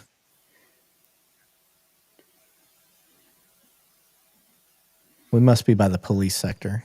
I see a lot of cop cars. Yeah, there's a ton of them. You got some CID units out in the parking lot, it looks too.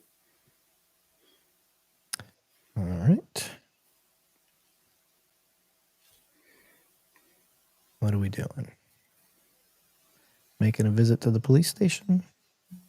Your boy's driving a Pontiac. He's put, oh, yeah. He hit the car. Is this dude drunk? Was anybody? I don't think anybody was in that car. No. He booped him. He said, the car's running. You can see the exhaust coming out a little bit. Oh, was it? Yep. Okay. Now, our police cars, as far as I know, they don't have any indicators that it's been hit or anything like that that'll tell you. No. So this guy's getting in his car. He's got no clue his car's been hit. If the Ford Exploder gets hard enough, he's about to get really hit. No.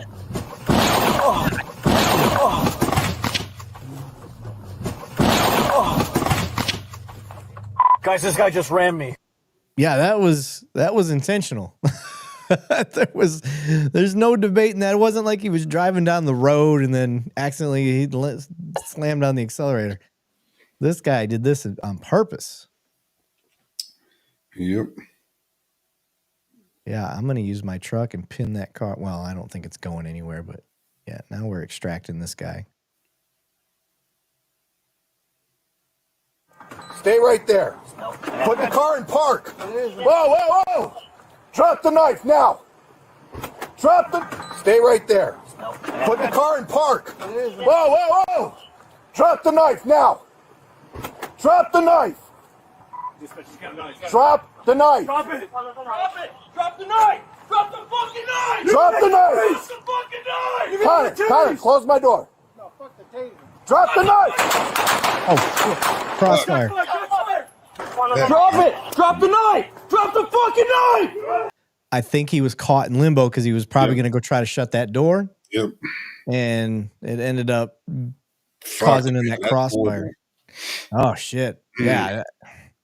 How do you train for that? just proper training. I mean, this is situational awareness at its finest. Yeah, I mean, where are my guys at? Where am I standing at? If I'm in the wrong, fucking readjust yourself right now. Yeah, I don't know.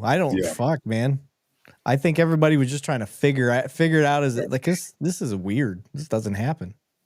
So Jesus. All right, let's keep going. Drop the fucking knife. Yeah, he did. He went to shut. Wow. That gum. Yeah, let me see if he made it. Suspect exited vehicle with a knife, continued to ignore verbal commands. He then raised a knife charge at the officer. Immediately calling for medical assistance, transported where he remains. Oh, he lived. He's in critical condition as of October 23rd. So, holy shit. That's crazy. It is. Yeah, I get why he told him to go shut that door, because now that guy had access to a running vehicle. Yep. So fair. Yep. But man, they unintentionally put themselves in a really bad crossfire position. Yep. So and a couple of agencies I've worked for in the past have put little safety nuances within their patrol cars to where somebody can just hop in and take off, and basically you had to know where the safety mechanism was before you drop that thing and drive. And it became an issue, and it was eventually removed because it was kind of in a different location of every car. And if you're sharing fleet vehicles, the last thing you need to do if you're trying to put it in drive and avoid a collision from behind you, if you're in the car, sometimes that safety mechanism slowed that down. And I get it that those departments were just trying to keep cars from getting taken. knee-jerk reactions, and we get little safety things put in. Basically, it was a little bulb that was put somewhere under the floorboard, and it wasn't exactly placed in the same position in every vehicle, and it kind of made it a maze to be able to put that thing in drive really quick. Yeah. Yep. Mr. Billfold said, well, Nina Chandra said, that was intense. Yeah, that was intense. And then Mr. Billfold said, have you guys noticed that when it's a righteous shooting, body cams are out in 2 days? When it's questionable, the shit is released 3 years later. I don't think that's true. Not at all, but no, I understand what he's trying to say. Yeah, in some departments, yeah, but in some other departments, they release very quickly. They release it real quick, and they continue with their investigation. Yep, I think more so than ever. The controversial ones get released pretty quick, but then you got guys like that prison one. Remember when they were throwing the lady out? Oh yes, and that video didn't even get released. It was found through a FOIA. That was a county jail, wasn't it? Yeah, that jail. Yeah. So, like I said, I don't. Just it's hit or miss. Mm-hmm. Hit or miss. Some departments, they're way ahead of it.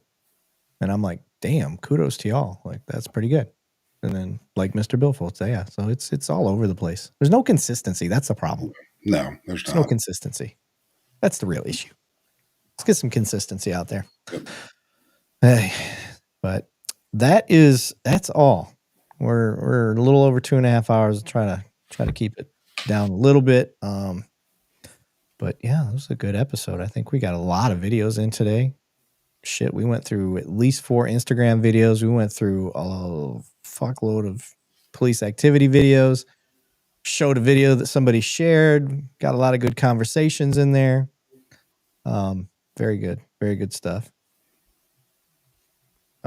Yeah, he said, yes, we know that the transparency and accountability are hit and miss in this country. Yeah, I agree. Yep. But yeah, I want to give you guys some little bit of news. We've got some good news. Looks like we've got a soft backer right now. It's not in writing yet, but they did tell us that they want to do it. Looks like we got a soft backer for about 5 episodes of the Tech and Order show that we got. So we're going to start filming. We're not sure yet when, but we want to give you guys the good news. We just found that out this weekend. And this is the first we're letting you know. So things to look forward to. We're hoping it leads to bigger and better things, and we'll see what we can do with it. So very excited. And this is what I was worried about, Brandar, when I said it, because this is one of the last things I want is national standards for policing. Because then we start federalized. Then we become federalized, and police departments need. Thank you for the $5, by the way. But yes. Police, the states. I would be okay to keep it at the state level. Maybe some national standards at the state level, but I don't want it to go national. I have no problem with it statewide. I mean, that's how we get a lot of our stuff changed in Texas, whatever state you're in. And a lot of those changes are good. I don't agree with all of them, but a lot of those changes are good.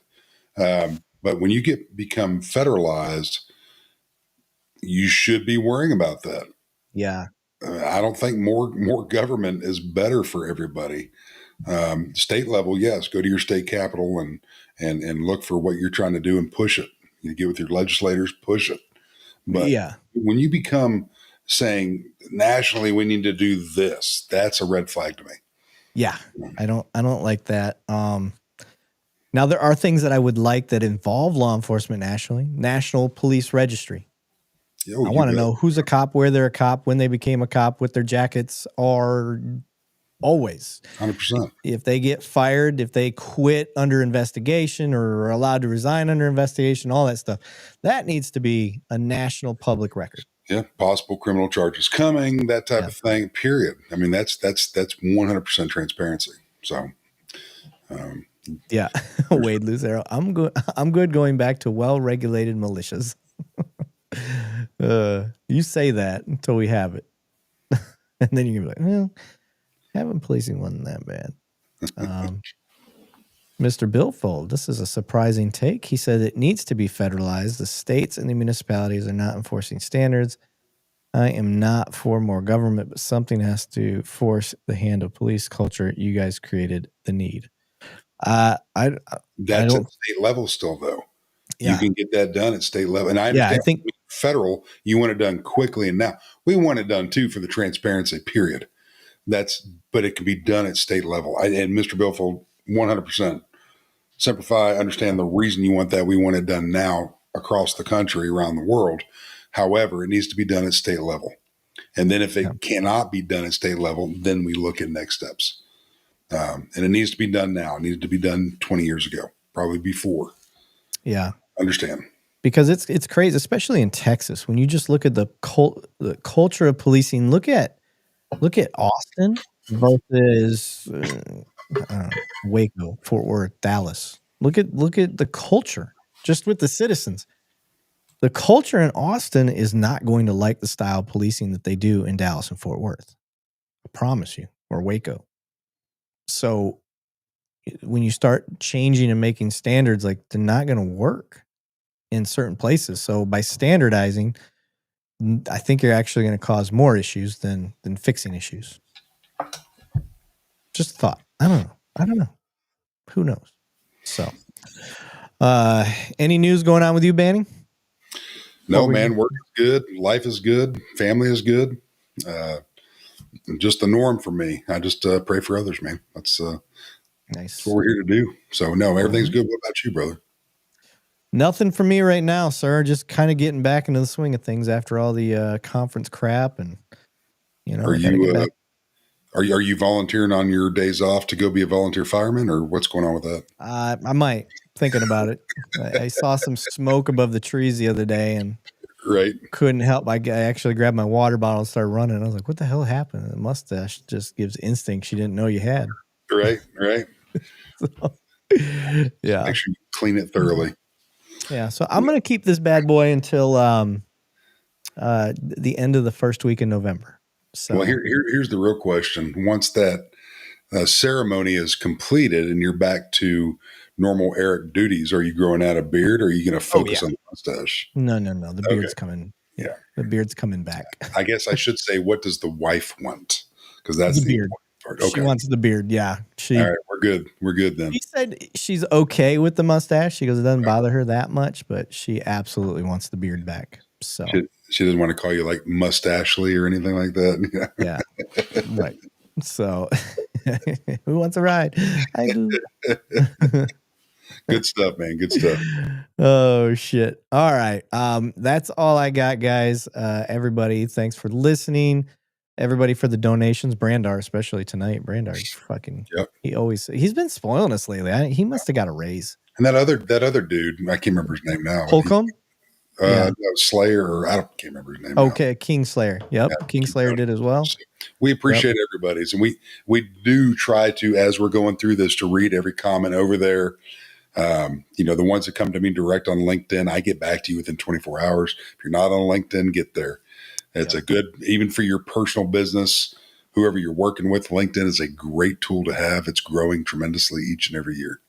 Yep. And please join our Discord. Yes. Yeah. Our Discord is, it's very fun. Very, we talk about a lot of stuff, on there that we don't get to talk about on the show. We get to see videos and you get to share a bunch of different things. It's a cool way to build our community up even more. So, other than that, guys, I will see you guys later. Take it easy. Appreciate it, y'all.